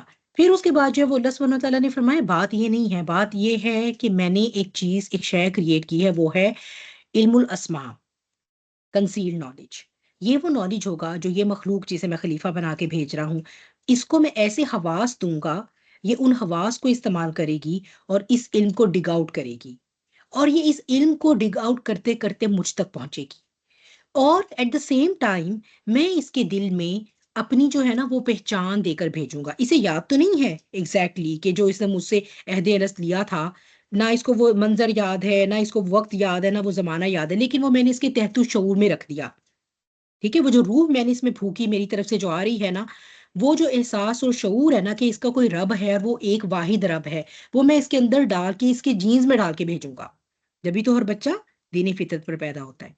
لیکن بیوٹی یہ ہوگی کہ اس کے سامنے میں کھل کر نہیں آؤں گا، پر میری ہر شے میں، میری ہر تخلیق میں ظاہر ہو رہا ہوں گا۔ اب یہ کیا کرے گا، میں اسے ایسے ٹولز دوں گا جس سے یہ کھوجے گا، مجھے تلاشے گا، جس سے جب یہ کسی بھی میری تخلیق کی تہ تک پہنچے گا، اور واقعی اگر اس کے دل میں وہ جو میرے احساس کا نور ہے، اس کے تحت شعور میں جو میں نے رکھا ہے، اگر وہ قائم رہا، یعنی اگر اس نے گناہوں کا لائف سٹائل نہ اپنایا اور اپنی فطرت کو مسخ نہ کر لیا ہوا، اگر یہ بالعموم ایک اچھا انسان رہا، تو کیا ہوگا، جیسے ہی جو اس کی تہ تک پہنچے گا تو یہ جو علم الاسماء ہے، اس کا حتمی نتیجہ یہ نکلے گا کہ یہ مجھ تک آئے گا، اور اس کا شعور میرے بارے میں، میری جانکاری کے بارے میں پختہ ہوتا چلا جائے گا۔ اپنی ہر ایجاد کے بعد، اپنی ہر وہ جسے کہیے کہ ڈسکوری کے بعد یہ کہے گا سبحان اللہ۔ لیکن آج کیا ہوا، آج کا انسان جو ہے وہ تو کہتا ہے کہ ہاں دیر از اے بلیک ہول، اور ہاں دیر از اے وائٹ ہول، لیکن یہ کہ کوئی سپر نیچرل پاور بھی ہو سکتی ہے جو اس کائنات کو کنٹرول کرے، لیکن وہ سبحان اللہ تک نہیں آتا۔ وہ رادر اس نے کیا سمجھ لیا، اس نے یہ سمجھ لیا کہ یہ تو بلکہ میں خدا ہوں۔ دیکھا، میں اس کو آج دیکھ رہا ہوں، مجھے یہ سارے فزکس کے پرنسپل جو ہیں وہ ان کے اوپر عبور، اب میں تو ان کو کنٹرول کر سکتا ہوں، میں نے ان کے بارے میں اتنی جانکاری کر لی۔ ٹھیک ہے، تو یہ بات تھی علم کے بارے میں جب ہم نے بات کی۔ ٹھیک ہے، علم کے بارے میں ہم نے یہ بات کی کہ علم جو ہے وہ دو طرح کا ہوگا، ایک علم خفی اور ایک علم جلی ہوگا، لیکن یہ ہوا یہ کہ یہاں سے آغاز دشمنی ہوا، یہاں سے وہ سٹیج سارا شروع ہوگا، اور پھر پتہ لگے گا کہ ہمارے اس دور حیات کی کیا اہمیت ہے۔ اس دور حیات کی اہمیت یہ ہے کہ یہ سب سے چھوٹا ہے ہمارے سارے ادوار میں سے، اور سب سے قیمتی ہے۔ ٹائم از رننگ آؤٹ، کیونکہ اس زندگی میں اللہ تعالیٰ نے ہمیں ٹائم باؤنڈ بھیجا ہے، ہمیں ٹائم کی ڈائمینشن میں قید کر دیا ہے۔ ٹھیک ہے، نہ ہم اس سے پہلے قید تھے جب ہم عالم ارواح میں تھے، نہ ہم اس کے بعد قید ہوں گے جب کہ ہم جو ہے وہ اپنے آخرت میں اٹھائے جائیں گے۔ اب ہم یہاں پر ٹائم باؤنڈ ہیں، تو یہاں پر ٹائم باؤنڈ ہونے سے ہمارے لیے اب کیا ہے، اب پرابلم یہ ہے کہ اب ہمارے پاس وقت بہت کم ہے۔ اچھا، ایکسکیوز می،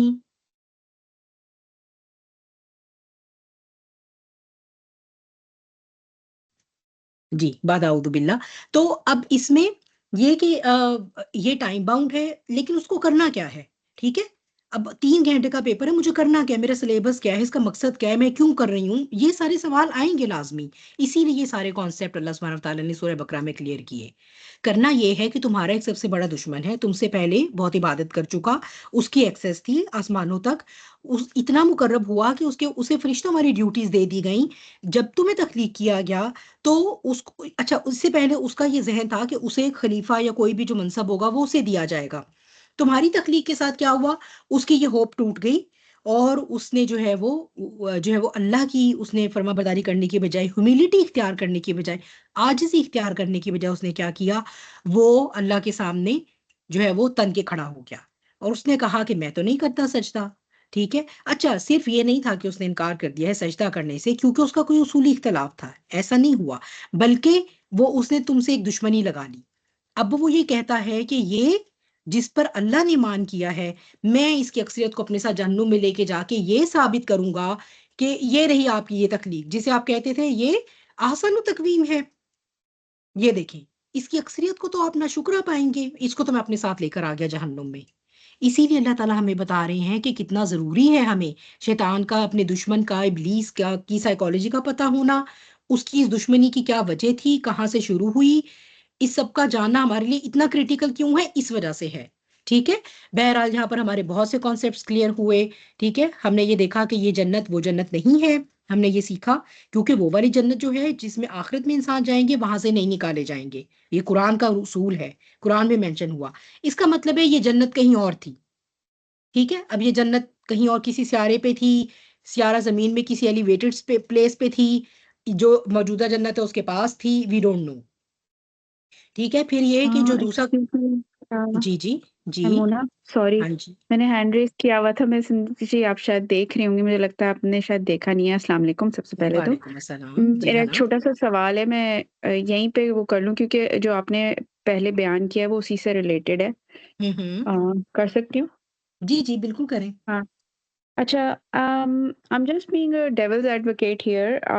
جیسے میں بہت سارے آپ جو بالکل بیان کری ہیں بالکل 100% کریکٹ ہے کہ بہت سارے سائنٹسٹ اور وہ سارے جنہوں نے بھی بلیک ہول اور اس طرح کی بہت ساری چیزیں ڈسکور کی ہیں اور کی ہیں وہ کہتے ہیں کہ ہاں because obviously they can see there's a much larger being which is there which is جس کی وجہ سے یہ اتنا سسٹمیٹک سسٹم چل رہا ہے ساری دنیا کا اور اگر وہ اسٹارٹ ہوئی تھی کہیں تو کہیں پہ اینڈ بھی ہونے والی ہے اور obviously ان کو بھی کہیں نہ کہیں سے کچھ نہ کچھ ریلیجن کا یا فیتھ کا کہیں نہ کہیں سے ہر انسان نے ہی سنا ہوا ہوتا ہے obviously they know about the religions also but ultimately they say کہ we don't really believe in it.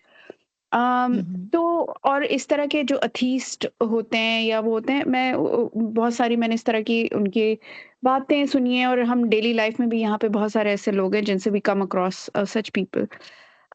لیکن مجھے یہ بتائیے اگر ہم 2 لائن میں اس بات کا وہ مطلب اگر کہنا چاہیں کسی کو یا بتانا چاہیں یا اپنے آپ کو بھی سیٹسفائی کرنے کے لیے یا جواب دینے کے لیے تو وہ تو خیر ہر انسان کا ایک ایمان ہے اگر وہ پختہ ہے تو وہ اس کو وہ کر ہی لے گا لیکن ایک ایسے کویسچنس کو فیس کرنے کے لیے وہ کرنے کے لیے کیا 2 لائن کا جواب ہو سکتا ہے یا کیا 3 لائن کا جواب ہو سکتا ہے جب کوئی کہتا ہے کہ اللہ میاں نے مطلب بس اپنے آپ کو خوش کرنے کے لیے انسان کو اور اس ساری دنیا کو بنایا کہ دیکھو میں کتنا گریٹ ہوں اور وہ مجھے ڈسکور کر لے گا انسان اور وہ مطلب مقصد کیا ہے انسان کو بنانے کا یعنی کہ کیا گریٹنس اللہ میاں کو کیوں گریٹنس ایکنالج کروانی ہے کسی سے somebody is great. اچھا اب اس میں نا I'm sorry this question is very could ہاں be نہیں even لیکن وہ یہ ہے offensive کہ and نہیں نہیں نہیں but بالکل it بھی comes نہیں. from people who are atheist, non-religious ہاں and they ہاں pose such questions to you. ہاں بالکل. اچھا اس میں یہ ہوتا ہے کہ دیکھیں آپ جو جو کویشچنس ہوتے ہیں نا جن کے کمپوننٹس ہوتے ہیں فلوسافیکل ٹھیک ہے اس میں نا فیتھ بہت بڑا رول پلے کرتا ہے کیونکہ اس میں ہوگا یہ کہ اگر آپ ان کو قرآن سے کوئی ریفرنس دیں گے نا تو وہ بھی نہیں مانیں گے ٹھیک until they come to realisation by themselves. کیونکہ کچھ سوال ایسے ہیں میں اور آپ چونکہ فیتھ بیسڈ لوگ ہیں تو کچھ سوال I ایسے ہیں agree. جیسے مثال کے طور پر کہ میں اگر آپ سے سوال کروں کہ ہے نا مجھے اللہ تعالیٰ پر یقین تو ہے لیکن اللہ کو کس نے پیدا کیا. دیکھیں آپ بھی مسلم ہیں میں بھی مسلم ہوں مجھے اور آپ کو ہم دونوں کو پتہ ہے اللہ کو کسی نے پیدا نہیں کیا پر اس کو میں اور آپ کیسے پروف کریں گے ہے نا ایک دوسرے کو نہیں کر سکتے نا نہیں کر سکتے. سو دیر آر سم کوسچنس جو فیتھ بیسڈ لوگوں کو یہ بتایا گیا ہے because that is beyond your comprehension تو آپ ابھی اس کے اوپر ایگزرٹ نہ کریں. جب آپ کے اوپر برزخ کھلے گی اور پھر جب قیامت کھلے گی نا قیامت کے دن غیب کھلے گا تب آپ کو پتہ چل جائیں گے ان کے جوابات خود سے ایکچولی. لیکن وہ میں اور آپ اس لیے اس کے اوپر چپ ہو جائیں گی کیونکہ وہ جو ہے وہ میں اور آپ فیتھ رکھتے ہیں آلریڈی. اگر ایک آلریڈی بندہ فیتھ رکھنے کو تیار نہیں ہے نا پھر آپ ان کو ایسے کوسچنس پر سیٹسفائی نہیں کر سکتے ورنہ اس کا جواب قرآن کی روشنی میں تو بہت آسان ہے. اللہ سبحانہ تعالیٰ نے ہماری تخلیق کیوں کی ہے قرآن میں بار بار کیوں آتا ہے قرآن میں کی ہے. ہاں ہو سکتا تھا کہ اللہ تعالیٰ نہ کرتا انسان جیسی کوئی مخلوق بھی. اب دیکھیں اس نے ایٹ دا فرسٹ پلیس کیوں کی ہے یہ سوال تو ہم اس سے پوچھنے کی ضرورت نہیں کر سکتے اس ٹائم تو ہم نہیں کر سکتے نا.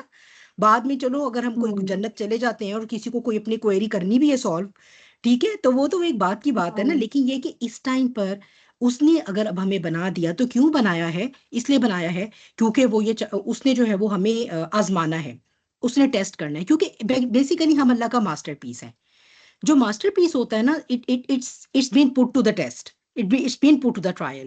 اگر آپ آج کوئی کمپیوٹر بناتی ہیں کوئی چپ بناتی ہیں نا تو اس سے پہلے کہ آپ اس چپ کو ایکسیپٹنس دیں گی آپ اسے ایک ایکسٹینسو جو ہے وہ سیریز آف ٹیسٹ سے گزاریں گی نا اس سے پہلے کہ اس کو پروف کریں. اب اگر میں آپ سے یہ سوال پوچھوں کہ ہنا دیکھیں یہ چپ ایجاد کیے بغیر بھی تو آپ ہنا ہی تھیں آپ کے آخر آئیڈینٹی تھی آپ نہ کرتی اسے ایجاد کیا ہو جاتا؟ وہ آپ ہی بتا سکتی ہیں، وہ میں اور آپ اللہ کے ذہن کا جواب نہیں دے سکتے ان لوگوں کو. لیکن ہاں اب اس کا مقصد کیا تھا؟ اس کا مقصد یہ ہے کہ آپ نے آپ کے ذہن میں بہت زبردست ماسٹر پیس تھا، آپ اسے بنانا چاہتی تھیں، آپ نے اس کو بنایا، لیکن اب آپ اسے ایک سیریز آف ٹیسٹ سے پہلے گزاریں گی، اس کے بعد وہ اپروو ہوگا.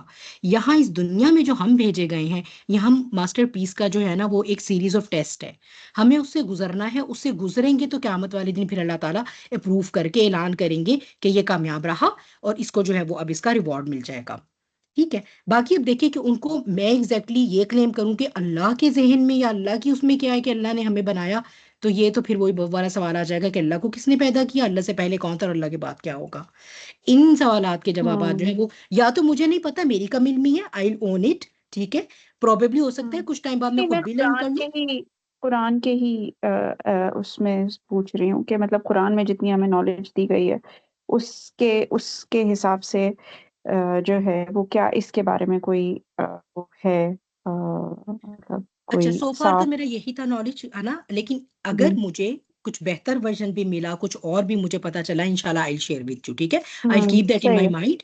سم ٹائمز چلو میں تھینک جو یو. پھر وہ یہ ہوتے ہیں نا جو ہمارے جو کمپیریزن پڑھا رہے ہوتے ہیں دین کا اسپیسیفکلی، جو ہاں پہلے ہاں ہاں. کرسچنس تھے پھر مسلم ہوئے، جس میں یہ وہ جو ہیں ہوں حمزہ یوسف بہت اچھے دائی ہیں اس حساب سے، ہم ان کو بھی پڑھ، کیونکہ ہوں دیکھیں جب آپ کمپیریزن آف ہوں. ریلیجن پڑھتے ہیں تو دیر آر سرٹن پوائنٹ جن کے بارے میں وہ آپ کو سکھاتے ہیں، تو جی پھر آپ بالکل. ان پوائنٹس کو سیکھ کر بھی زیادہ اچھا جیسے کر سکتے ہو. آپ کی نظر سے ہوں. گزرا، آپ بھی شیئر کیجیے گا. اگر میں نے انشاءاللہ کچھ اور مزید جانا تو میں بھی انشاءاللہ شیئر کروں گی. ٹھیک ہے. لیکن فی الحال میرے جو ہے وہ محدود نالج میں اس کا یہی آنسر تھا میرے پاس. ٹھیک ہے، چلیں صحیح آگے. صحیح صحیح ہے. جی جی بالکل. Thank you. جزاک اللہ. ویا کی بالخیر.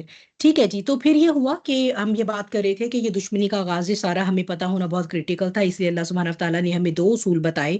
اور ہاں، ایک اس میں ہمارا کانسیپٹ جو کلیئر ہوا وہ یہ تھا، عام طور پر جو کہا جاتا ہے کہ سزا کے طور پر جو ہے وہ حضرت آدم اور حضرت حوا علیہم السلام کو وہاں سے نکالا گیا. تو لیکن یہ کہ اس کا بھی ہم نے وہ اپنا کریکٹ کیا، کیونکہ جب اللہ سبحانہ تعالیٰ نے حضرت آدم نے توبہ کے کلمات اللہ ہی سے سیکھے اور وہ توبہ اللہ نے قبول فرما لی، تو اس کے بعد سزا کی بات تو رہ ہی نہیں گئی.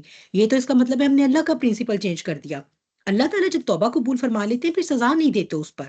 ٹھیک ہے. تو یہ پھر اس کا یہ مت کیونکہ، اور پھر اگر گوئنگ بیک، اللہ تعالیٰ نے آلریڈی اعلان فرما دیا تھا خلیفہ فی الارض، زمین کے لیے خلیفہ بنا رہا ہوں، بھیجنا ہی تھا اس کو زمین پر. اس پروڈکٹ کا ایک ٹیسٹ ہو رہا تھا، اس پروڈکٹ کے ٹیسٹ سے ہمیں پتا چلا کہ یہ پروڈکٹ جو ہے یہ انسان ہے، اس کے اندر نسیان ہے، یہ بھول جائے گی بار بار. مجھ سے پرومس کرے گی اللہ تعالیٰ بس آج کے بعد میں اب سجدے میں، ٹھیک ہے، مشکل ہے کوئی زندگی میں، نمازوں کی پابندی شروع ہو گئی، سر پہ اسکارف شروع ہو گیا، every thing has become part of my life. ٹھیک ہے. اللہ تعالیٰ اب نہیں کروں، جب کے بعد نہیں کروں گی، جیسی مشکل آسان ہوئی پھر اللہ کو بھول گئے. تو یہ جو پروڈکٹ جو میں نے بنایا نا ماسٹر پیس اپنا، اس کے ڈیفالٹ سیٹنگ کے اندر کچھ سیٹنگز ہیں اور اللہ نے وہ بھی ہمیں قرآن میں بتائی ہیں. ٹھیک ہے. تو ڈیفالٹ سیٹنگز میں سے ایک سیٹنگ یہ ہے کہ یہ بھول جائے گا بار بار. یہ سارا بتانے کا مقصد کیا ہے؟ تاکہ میں اور آپ اس کو دوبارہ بار بار پڑھیں اور ریوائز کرتے رہیں. ٹھیک ہے. اور تاکہ اپنے آپ کو بچا سکیں ان چیزوں سے. تو لیکن فرق کیا ہوا؟ آدم علیہ السلام اور بنی آدم کو اللہ تعالیٰ نے کہا ہے کہ توبہ کر لو گے تو میرے بندے ہی رہو گے، چاہے گناہ بھی کر لو، لیکن اگر تکبر کرو گے تو ابلیس کے ساتھ ہی ہو جاؤ گے. پھر اللہ تعالیٰ نے کہا کہ ریویلیشن آئے گی مجھ پر، تم لوگ اب وہاں زمین میں جا کے رہو گے، ایک خاص وقت تک میں نے تمہیں اس میں ٹھکانہ دیا ہے. ٹھیک ہے. اور ایک خاص وقت تک تمہارے لیے میں نے وہاں پر پروویژنز بھی قائم کر دی ہیں، اور یہ کہ تم میں سے بعض کے لیے ہمیشہ دشمن رہیں گے. ٹھیک ہے. تو اس میں بعض اور بعض جو ہے وہ جنات انسان بھی ہو سکتے ہیں، انسان بھی ہو سکتے ہیں، آپس میں میل فیمیل بھی ہو سکتے ہیں، male to male, female to female بھی ہو سکتے ہیں، کوئی سی بھی جو ہے وہ اس کے اندر کیٹیگری آ سکتی ہے. اپنے دشمنوں سے ہوشیار رہنا ہے، چومکھی لڑنی ہے. میرا اور آپ کا سب سے بڑا دشمن جو ہے وہ کون ہے؟ جلدی سے بتائیں، جلدی جلدی. میرا اور آپ کا سب سے بڑا دشمن کون ہے؟ اس سے بھی پہلے نفس، ہمارا اپنا نفس. نفس. نفس، یس. جزاک اللہ خیر سمیہ. میرا اور آپ کا سب سے بڑا دشمن میرے اندر ہے. میرا مادی جسم نیچے سے آیا ہے، اس کی جبلتیں بھی نیچے والی ہیں. ٹھیک ہے. اس کا دل چاہتا ہے کہ اس کو جب جنسی خواہش ہو، اس کو جو ملے اس سے پوری کرے. اس کا دل چاہتا ہے جب اسے بھوک لگتی ہے کہ کچھ بھی کھا لے. اس کو کنٹرول کرے گا میرا روحانی وجود. ٹھیک ہے. اور ان کے بارے میں جو ہے وہ انفارمیشن، بینیفیشل نالج جو ہے وہ 2 چیزوں کو کمبائن کر کے بنے گا علم خفی، وہ کنسیل نالج جو جینیٹکس میں چھپا ہوا تھا حضرت آدم علیہ السلام کے، کیونکہ انہیں علم الاسماء دیا گیا، وہیں سے بنی نوع انسان کو یہ اوزار دے دیے گئے، ٹولز دے دیے گئے نالج کو کھولنے کے، جسے آج کھولتے کھولتے جو ہے وہ بنی نوع انسان یہاں تک آئی ہے۔ ویسے خیر مجھے اپنی اسٹیٹمنٹ سے اب آ کر خود بھی اختلاف ہے، کیونکہ میں یہ سمجھتی ہوں کہ ہم سے پچھلی سویلائزیشنز ترقی میں ہم سے بہت آگے جا چکی تھیں، بس صرف ہوا یہ کہ ان پر جب عذاب آئے تو اللہ نے انہیں ٹوٹلی وینش کر دیا ہے۔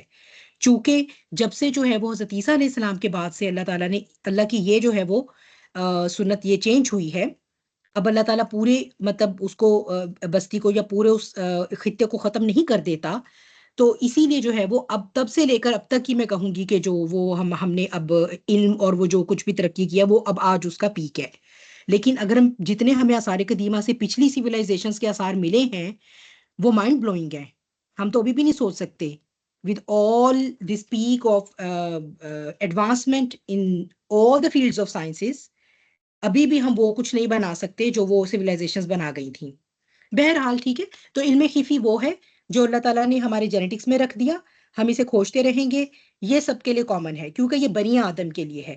اگر کوئی نان مسلم بھی اس کے اندر ریسرچ کرے گا تو وہ ترقی پا لے گا دنیا کی، جیسا کہ ہم دیکھ رہے ہیں آج، ٹھیک ہے۔ اور اگر مسلمان اس کے اندر انویسٹ کرتے تو وہ ترقی پاتے، جیسا کہ قرون اولیٰ کے مسلمان تھے، جیسا کہ میڈائیول ایجز آف یورپ تھے، جب مسلمان جو ہے وہ اسپین پہ حکومت کرتے تھے، یورپ پہ حکومت کرتے تھے، and they were the centre of knowledge, ٹھیک ہے۔ اس وقت دنیا کی بہترین یونیورسٹیز تھیں مسلمانوں کے دارالخلافہ میں، اسپین میں، ٹھیک ہے۔ اور دوسرا علم آئے گا علم وحی کا، جس نے کمبائن کر لیا ان دونوں کے ایسنس کو، اس نے وہ بینیفیشل نالج پا لیا جو اس کی نجات کے لیے ضروری ہے، ٹھیک ہو گیا۔ یہی ہے ہماری وہ دو آنکھیں، جب دونوں آنکھیں کھلی رہیں گی تو اس کا مطلب ہے کہ ہم نجات پا گئے، اور اگر ایک بھی آنکھ بند ہو گئی تو اس کا مطلب ہے کہ ہم دجل کا شکار ہو گئے، اور یہی ہے دجال، ایک آنکھ سے کانا۔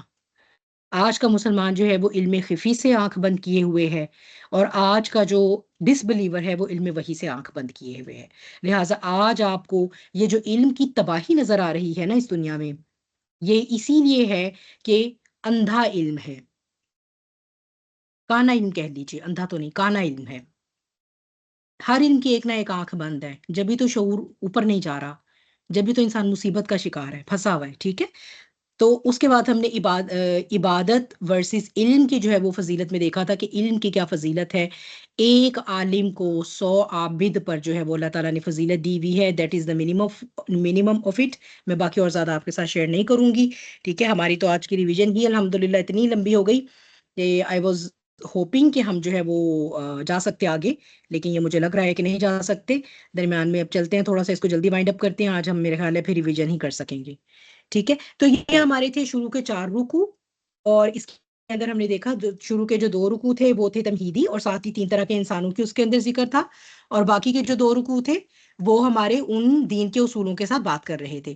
پھر آ گیا رکوع نمبر 5، براہ راست بنی اسرائیل کے ساتھ خطاب۔ بنی اسرائیل کے ساتھ خطاب میں پہلے جو چند آیات ہیں اللہ تعالیٰ نے ان کو ان کا شاندار ماضی یاد دلایا ہے، تھوڑی سی ان کو نا جسے کہتے ہیں کہ ایک ترغیب ہے سوری، کہ ان کو وہ ان کے ایمان کا جو پیک کا دور تھا، جب وہ اپنی ہر چیز کی پیک پہ تھے، حکومت کی بھی، ایمان کی بھی، اور دین کی بھی، ان کو وہ وقت یاد کروائے ہیں، ٹھیک ہے۔ تو تاکہ ان کو تھوڑی سی غیرت آئے اور وہ اس چیز کو اون کریں جو اللہ تعالیٰ نے اب نبی کریم صلی اللہ علیہ وسلم پر نازل فرمائی ہے، ٹھیک ہے۔ بنی اسرائیل کا ہم نے مطلب دیکھا، بنی اسرائیل جو ہے وہ حضرت کن کا لقب تھا، آپ بتائیں جلدی سے کوئی انمیوٹ ہو کے بتا دیں، میں آگے جا رہی ہوں، ٹھیک ہے۔ کن کا لقب تھا بنی اسرائیل؟ اسرائیل کن کا لقب تھا؟ یعقوب علیہ السلام کا۔ یعقوب علیہ السلام کا، جزاک اللہ خیر، ٹھیک ہے۔ تو اس میں بنی مطلب ان کے بیٹے، یعنی ان کی نسل سے ہی چلے تھے آگے، ٹھیک ہے۔ ان کے جو 12 بیٹے جن میں سے حضرت یوسف بھی تھے، بہرحال وہ پھر بنی اسرائیل کی تاریخ آ جاتی ہے۔ اب اللہ سبحانہ و تعالیٰ نے ان کو پہلے تو تھوڑا سا جوش دلایا ہے، تھوڑی سی ترغیب دی ہے کہ دیکھو تم لوگ تو یہ کام نہ کرو، تم تو اہل کتاب رہے ہو، تم تو اہل توحید رہے ہو، تمہیں نماز قائم کرنے میں، زکوٰۃ دینے میں، رکوع کرنے والوں کے ساتھ رکوع کرنے میں مسئلہ نہیں ہونا چاہیے تھا۔ انا کسی کے آڑے آتی تو مشرکین زیادہ اس بات کو پریکٹس کرنے کے حقدار تھے۔ تم اہل کتاب ہو کر جو ہے وہ تم نے اپنی انا کو، اس بات کو انا کا مسئلہ بنا لیا اور تکبر میں پڑ گئے ہو، اور لوگوں کو تو تم بہت نیکی کا حکم دیتے ہو کہ تورات میں یہ لکھا ہوا ہے، تالمود میں یہ ہے، اپنے آپ کو تم بھول جاتے ہو۔ یہ کس قسم کی جو ہے وہ تمہاری یہ حرکتیں ہیں؟ کچھ تھوڑا سا وہ جسے کہتے ہیں نا، آپ ہی اپنی اداؤں پہ ذرا غور کریں. ہم اگر عرض کریں گے تو شکایت ہوگی کہ بھئی تم لوگ خود ہی سوچو اپنے اوپر کہ یہ تم لوگ کیا کر رہے ہو. ٹھیک ہے، پھر ہم نے دیکھا کہ صبر اور نماز سے جو ہے وہ اللہ تعالیٰ یہ کہہ رہے ہیں کہ جو مشکل وقت ہوتے ہیں ان میں صبر اور نماز کے ذریعے جو ہے وہ اللہ کی مدد اختیار کرو. اگر تمہیں مشکل لگتا ہے، اگر تمہاری انا پر ٹھیس پہنچ گئی ہے کہ بنی اسرائیل سے نہیں آیا آخری نبی، اگر تمہیں گراں گزرتا ہے کہ اچھا ہم تو اتنا عرصہ یروشلم سے مسجد اقصیٰ کے ساتھ ایسوسیٹڈ رہے، اب کعبہ ایک دم جو ہے وہ مسجد الحرام میں بدل گیا، پڑتی ہے نا انسان کی، بہرحال اس کی ایگو ہے تو صحیح نا. اللہ تعالیٰ کہتے ہیں اگر تمہیں ویسے بات سمجھ آتی ہے لیکن صرف اپنی انا کو اوور کم کرنا مشکل لگ رہا ہے اس دین میں آنے کے لیے، تو تم صبر اور نماز کے ذریعے کام لو. پھر نماز تو وہ بھی پڑھا کرتے تھے نا. اللہ سے ہدایت کی دعا مانگو، وہ تمہارے لیے آسان کر دے گا. ٹھیک ہے، تو اللہ سے ہم ہدایت مانگتے ہیں تو اللہ تعالیٰ ہمارے لیے ہدایت پر قائم رہنے کو اور پریکٹس کرنے کو ایزی کر دیتے ہیں. پھر یہاں سے جو ہے وہ مقدمہ ان کا شروع ہوتا ہے رکوع نمبر 6 میں. اللہ تعالیٰ ایک کے بعد دوسرے جو ہے وہ واقعات، وہ ساری جو اللہ نے اپنی فیورز کی ہیں ان پر ایک طرح سے یہ ان پر فرد جرم عائد ہو رہی ہے. اللہ نے ان کو یاد دلایا کس طرح فرعون ان کی جینوسائیڈ کرتا تھا، ان کے بیٹوں کو ذبح کرتا تھا اور ان کی بیٹیوں کو زندہ رہنے دیتا تھا، ان کی عورتوں کو زندہ رہنے دیتا تھا. پھر ان کو سیکس سلیو بناتے تھے وہ، پھر ان کو جو ہے وہ ان سے کام لیا کرتے تھے، ان کو ویسے سلیوری لیا کرتے تھے. جو مرد ان کے یا جو لڑکے بچتے تھے ان کو جو ہے وہ اور جوانی تک پہنچ جاتے تھے ان سے غلامی کا کام لیا جاتا تھا. ٹھیک ہے، تو کس طرح سوچو تم کیا تمہارا لائف سٹائل تھا جب فرعون تم پر تھا، اور کیسے اللہ نے تمہیں اس سے جو ہے وہ نجات نہیں دی. اور یہاں پر پھر میں نے آپ کے ساتھ یہ جو سینائی پیننسلا ہے اس کی ایجپٹ میں، اس کی یہ سارا ہم نے میپ سے بھی دیکھا کہاں سے وہ نکلے، کہاں کو ٹریول کیا، کون سا سمندر تھا. ٹھیک ہے، بہرحال وہ ساری جب ہم نے جو ہے وہ جب پڑھی تھی تو اللہ تعالیٰ نے تمہیں اس ظلم سے نجات دی. تم نے اپنی آنکھوں کے سامنے سمندر کو جو ہے وہ 2 حصوں میں تقسیم ہوتے دیکھا. اس کے باوجود تم جب اترے ہو اس کے پار جا کر، تو تم جب موسیٰ علیہ السلام گئے ہیں اور اس سے پہلے بھی تم نے تم بستی سے گزرے ہو تو تم نے ان کو بچڑے کی پوجا کرتے دیکھ کر یہ فرمائش ڈال دی کہ ہمارے لیے بھی کوئی ایسا جو ہے وہ بنا دو اور ہم اس کی عبادت کریں. ابھی تمہیں وقت ہی کتنا گزرا کہ تم اتنا بڑا اللہ کا معجزہ دیکھ کر آئے ہو. پھر تم نے نہ صرف یہ مطالبہ کر دیا بلکہ جب حضرت موسیٰ علیہ السلام چلے گئے 40 راتوں کے لیے طور پر، تم نے ظالم و بچڑا بنا ہی چھوڑا. پھر بھی اللہ سبحانہ تعالیٰ نے اس شیر کے بعد تم سے معافی قبول کی. نہ صرف یہ بلکہ تم لوگوں کو تورات دی، یعنی تم لوگوں کو تاریخ اسلامی میں اس دنیا پر دین حنیف جس کی بنیاد ابراہیم علیہ السلام رکھ کر گئے، اس کی تاریخ میں پہلی دفعہ جو ہے وہ ایک امت بنایا گیا باقاعدہ. شریعت اتاری گئی، شریعت موسوی اتاری گئی، تمہیں وہ دی. تم تو وہ بھی لینے کے لیے تیار نہیں تھے. ٹھیک ہے، تم تو کہتے تھے کہ ہم تو نہیں مانیں گے یہ تو راج جو ہے وہ تم اللہ سے لے کر آئے ہوئے موسیٰ، جب تک کہ ہم خود جا کر نہ دیکھیں کہ کوہ طور پر تم اللہ سے ہم کلام ہوتے ہو. وہ لے گئے، ہم کلام ہوتے دیکھا، اس کے بعد مزید اور زیادہ جو ہے وہ جرت نہیں، اب تو ہم اللہ کو دیکھیں ہی گے تو ہم جو ہے وہ ایمان لے کر آئیں گے اللہ پر. پھر اللہ تعالیٰ نے ان کو سزا دی، ان پر ایک ایسی بجلی کڑکی کہ پھر جو ہے وہ سارے وہ موت کا شکار ہوئے. دوبارہ اللہ تعالیٰ نے انہیں زندگی دی. ٹھیک ہے، تو پھر جو ہے وہ اللہ تعالیٰ نے ان کی توبہ قبول فرمائی. پھر ان پر اللہ تعالیٰ درمیان میں تھوڑا سا جو ہے وہ سیکوینس سے ہٹ کے پھر جب تم اترے تھے یہ صحرائے سینا میں، تو تم پر بادلوں کا سایہ، من و سلوہ کا نزول. ٹھیک ہے، یعنی 2 طرح کی انسان کی ضروریات ہوتی ہیں سسٹیننس کی، اس کو رہائش چاہیے ہوتی ہے، اس کو خوراک چاہیے ہوتی ہے. تمہارے لیے کچھ بھی ایسا نہیں تھا وہاں پر اپیرنٹلی، کوئی گھر نہیں بنے ہوئے تھے، کوئی خیمے نہیں لگے ہوئے تھے. تم پر بادل اللہ نے ایسے وہ وہاں پر ڈالے جنہوں نے ہر طرح کی ریڈیشنز کو بلاک کیا، ٹھنڈک بھی دی، نہ صرف سایہ دیا بلکہ ٹھنڈک بھی دی، یو وی ریڈیشنز بھی بلاک کی. ٹھیک ہے، تمہیں اس صحرا میں، اور پھر تمہیں اللہ تعالیٰ نے من و سلوہ کی شکل میں ایسی خوراک اتاری جس کے اندر جو کہ ایک بیلنس ڈائٹ تھی، اس کے اندر پروٹینز بھی تھی، کاربوہائیڈریٹس بھی تھے، اور اس کے اندر فیٹس بھی تھے. تو اب یہ دیکھیے کہ ہمارے پاس جو کانسیپٹ ہے بیلنس ڈائٹ کا وہ کب سے آ رہا ہے، ہم جب اللہ سبحانہ تعالیٰ نے جب یہ من و سلوہ اتارا ہے تب سے. تو اس کے بعد جو ہے وہ حالانکہ تم نے پہلے انکار کر دیا تھا کہ ہم نے جو ہے وہ جہاد نہیں کرنا، پھر بھی اللہ تعالیٰ نے تمہیں جو ہے وہ یروشلم پر فتح دی.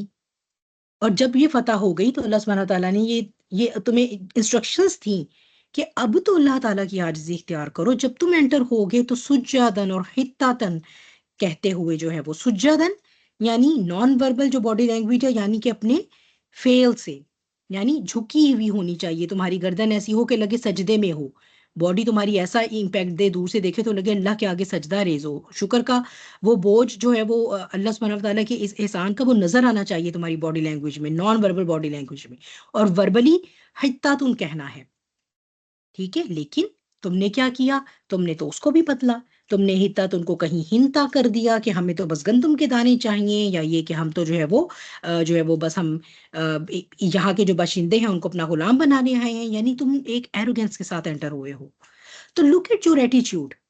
یہ جب مقدمہ اللہ تعالیٰ قائم کر رہے ہیں، ایک کے بعد دوسری اتنی فیورز ان کو دی گئی، اتنی فیورز ان کو دی گئی، ایک کے بعد دوسری. ہوا کیا ہے؟ کیا وہ ان کے اندر ہیوملٹی لے کر آئیں؟ کیا وہ انہوں نے کسی سٹیپ پر اللہ کو واقعی اپنا رب مانا؟ بلکہ ان کی جرأت تو اتنی بڑھ گئی کہ انہوں نے تو انبیاء کو بھی قتل کرنا شروع کر دیا. ٹھیک ہے، تو اس کے بعد جو ہے وہ پھر مزید اللہ سبحانہ وتعالیٰ فرماتے ہیں پانی چاہیے تھا، صحرا تھا، کہیں پانی کے آثار نہیں تھے، تو تم لوگوں کو ایک ہی جو پتھر پر جو اللہ تعالیٰ نے عصا حضرت موسیٰ علیہ السلام کو دیا ہوا تھا، آپ کو ہدایت جاری کی کہ آپ اس کو اس پتھر پر ماریے، وہاں سے ہر قبیلے کے لیے ایک چشمہ جاری کر دیا تاکہ اس پر لڑائی بھی نہ رہے. ٹھیک ہے، وہ جو ہم شعر بھی کہتے ہیں نا، کہیں پانی پینے پلانے پر جھگڑا، کہیں گھوڑا آگے بڑھانے پر جھگڑا. تو یہ ان کی قبائلی لڑائیاں تو اسی بات پر ہوتی تھی نا، وسائل کے اوپر. تو وہ یہ کہ یہ والی بھی جو ہے وہ لڑائی نہ رہے. ٹھیک ہے، کیوں؟ تاکہ یہ کہ چلو تم اب کہیں اللہ کا شکر ادا کر لو اور فساد نہ کرو. پھر تمہیں جو ہے وہ یہ ہوا کہ منو سلوا سے جو ہے اس کی مونوٹنی سے تم تنگ ہو گئی، چونکہ اللہ نے انسان کی فطرت میں رکھا ہے. تم نے کہا ہمیں تو جو ہے وہ ڈفرینٹ کائنڈ آف ویجیٹیبلس چاہیے، ہمیں جو ہے وہ گندم بھی چاہیے، ہمیں پیاز ہونے چاہیے ہم اپنے لیے، تاکہ طرح طرح کے سالن بنائے جیسے کہ اب ہم بناتے ہیں. ٹھیک ہے، ککڑی ہونی چاہیے، مسور ہونا چاہیے. ٹھیک ہے، ککڑی تھوم کو بھی کہتے ہیں، تھوم جسے ہم کہتے ہیں اردو میں. ٹھیک ہے، تو پھر اللہ تعالیٰ نے کہا کہ ٹھیک ہے یہ بھی چاہیے تو صحیح ہے، تم کسی بھی بستی میں اترو اور وہاں پر تم جا کر کاشتکاری وغیرہ کرو. ٹھیک ہے، لیکن یہ کہ چونکہ تم اپنے انفیریئر بینگ کی خواہش کو تم نے اوپر رکھ دیا، بجائے اس کے کہ اللہ تعالیٰ تمہیں کوئی مسکن دیتا اور تم اس کے بارے میں یہ فکر کرتے کہ ہم یہاں پر اللہ کا دین نافذ کریں اور یہاں سے پھر ہم باقی دنیا میں بھی اللہ کا دین پھیلائیں. تمہیں کیا فکر لگ گئی؟ پیٹ کی فکر لگ گئی. تمہیں بس ایک کہ ہم تو یہاں پر جو ہے وہ کاشتکاریاں کریں گے اور ہم یہاں کے جو ہے وہ بس جو خزانے ہیں یا جو بھی ذخائر ہیں ان کو ہم ڈسکور کر کے اور بس اپنی جو ہے وہ دنیاوی زندگی میں جو ہے وہ پراسپر کریں.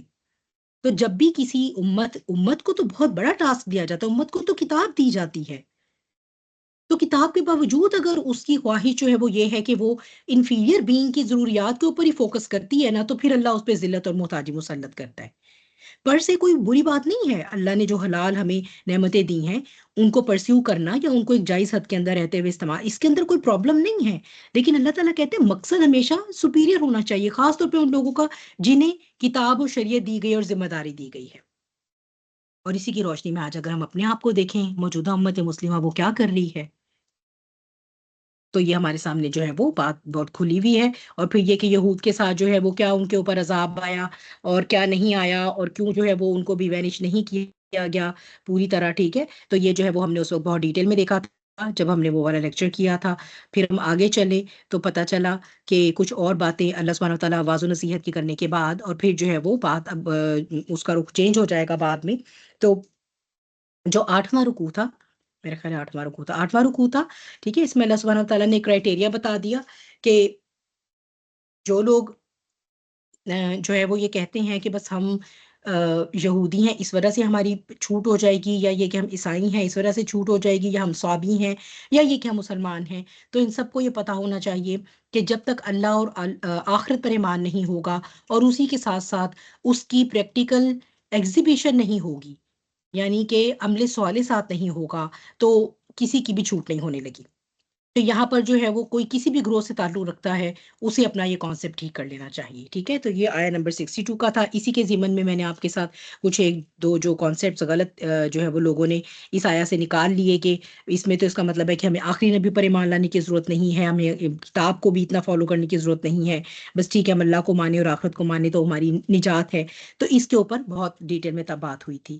اچھا، پھر یہ کہ اب یہاں پر اللہ تعالیٰ نے وائنڈ اپ کیا کہ تم لوگوں نے نہ صرف یہ کہ طور پر آ کر یہ جو ہے وہ مطالبے کیے کہ ہمیں اللہ سے ہم کلام ہوتے ہوئے ہم آپ کو دیکھنا بھی چاہتے ہیں، اس کے بعد اللہ ہی کو دیکھنے کی ایک دعویٰ کرنے کی جسارت بھی کر دی، پھر بھی تم لوگ نہیں تھے راضی تورات کو لینے پہ.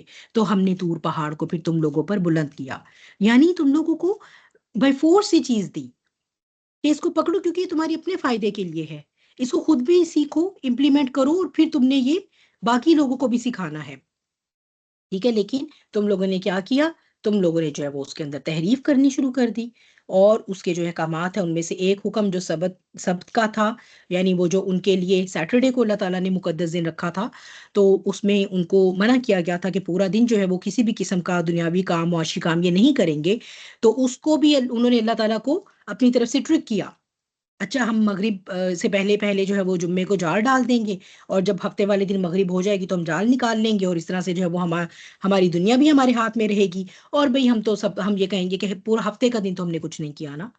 تو اس لیے اللہ تعالیٰ نے پھر اس کی ان کو سزا دی، اور ان کو جو ہے وہ کہا کہ ہو جاؤ تم ذلیل بندر. کہ نہ صرف ان کو مسخ کیا بلکہ اس کے ساتھ تضحیق اور ان کی جو ہے وہ جسے کہتے ہیں to add insult to the injury, کہ وہ انسلٹ بھی، وہ ایک انسلٹنگ بھی تھا ان کے لیے اور وہ سزا بھی تھی. تو پھر یہ کہ اس کے بعد ہم نے دیکھا کہ وہ والا واقعہ آیا بہت ڈیٹیل میں، اور سب سے زیادہ ڈیٹیل میں یہی واقعہ آیا. ورنہ باقی آپ دیکھیے فرد جرم جب اللہ سبحانہ وتعالیٰ عائد فرما رہے ہیں تو اللہ تعالیٰ نے صرف مینشن کیا ہے ان تمام واقعات کو، جو کہ جن کی پھر تفصیل آگے قرآن میں مختلف مقامات پر ملتی ہے. لیکن جو گائے کا واقعہ یہاں پر ہوا، جس کے واقعے کے نام پر، یعنی گائے کا ہی جو یہ جو موضوع ہے، اس کے نام پر ہی سورہ بقرہ کا نام ہے. تو یہ سب سے زیادہ ڈیٹیل میں ہے. ٹھیک ہے، تو اس میں جو اللہ سبحانہ وتعالیٰ نے کوئی گائے، جو کہ انہوں نے ان کے ہاں کوئی گائے کی ایسی ریس جسے وہ مقدس سمجھتے تھے، جس کے بارے میں ہم نے بات بھی کی کہ وہ چونکہ پچھلے سال بھی آپ کو یاد ہوگا کہ وہ بات ہو رہی تھی کہ جی یروشلم میں وہ والے گائے کا چوتھا بچڑا بھی جو ہے وہ اس ایج کو پہنچ چکا ہے، تو اسی سال جو ہے وہ یہ فتح ہو جائے، یوں وہ یہ سب چلتا رہتا ہے اور آپ سنتے ہیں. تو یہ وہی والی کوئی گائے تھی. تو چونکہ ایک جو ہے وہ واقعہ یہ تھا اس میں کہ بنی اسرائیل ہی کے کسی شخص نے، جو کہ بھتیجا تھا ایک امیر شخص کا، تو اس نے اس کو قتل کر دیا، کیونکہ اس کا اور کوئی نہیں تھا آگے پیچھے، اور اس کو یہ لالچ تھا کہ اس کی ساری جائیداد مجھ تک آ جائے گی. اور قتل کرنے کے بعد اس نے اس کی لاش کسی اور کے گھر کے سامنے رکھ دی، اور اب یہ ایک جھگڑا شروع ہو گیا. ایک قبیلے کا دوسرے قبیلے سے اس نے الزام ڈالا کہ فلاں قبیلے نے میرے چچا کو قتل کیا. اس نے کہا ہم نے تو قتل نہیں کیا.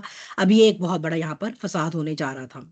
پھر یہ، اور دوسرا یہ کہ چونکہ ان کے دلوں میں ابھی تک جو ہے وہ بچڑے کی محبت، کیونکہ بہت 500 سال کے لگ بھگ جو ہے جب یہ فرعون کی تسلط میں انہوں نے زندگی گزاری ہے، تو یہ بچڑے کی عبادت کرتے آئے ہیں، یعنی انہوں نے بچڑے کی پوجا دیکھی ہے.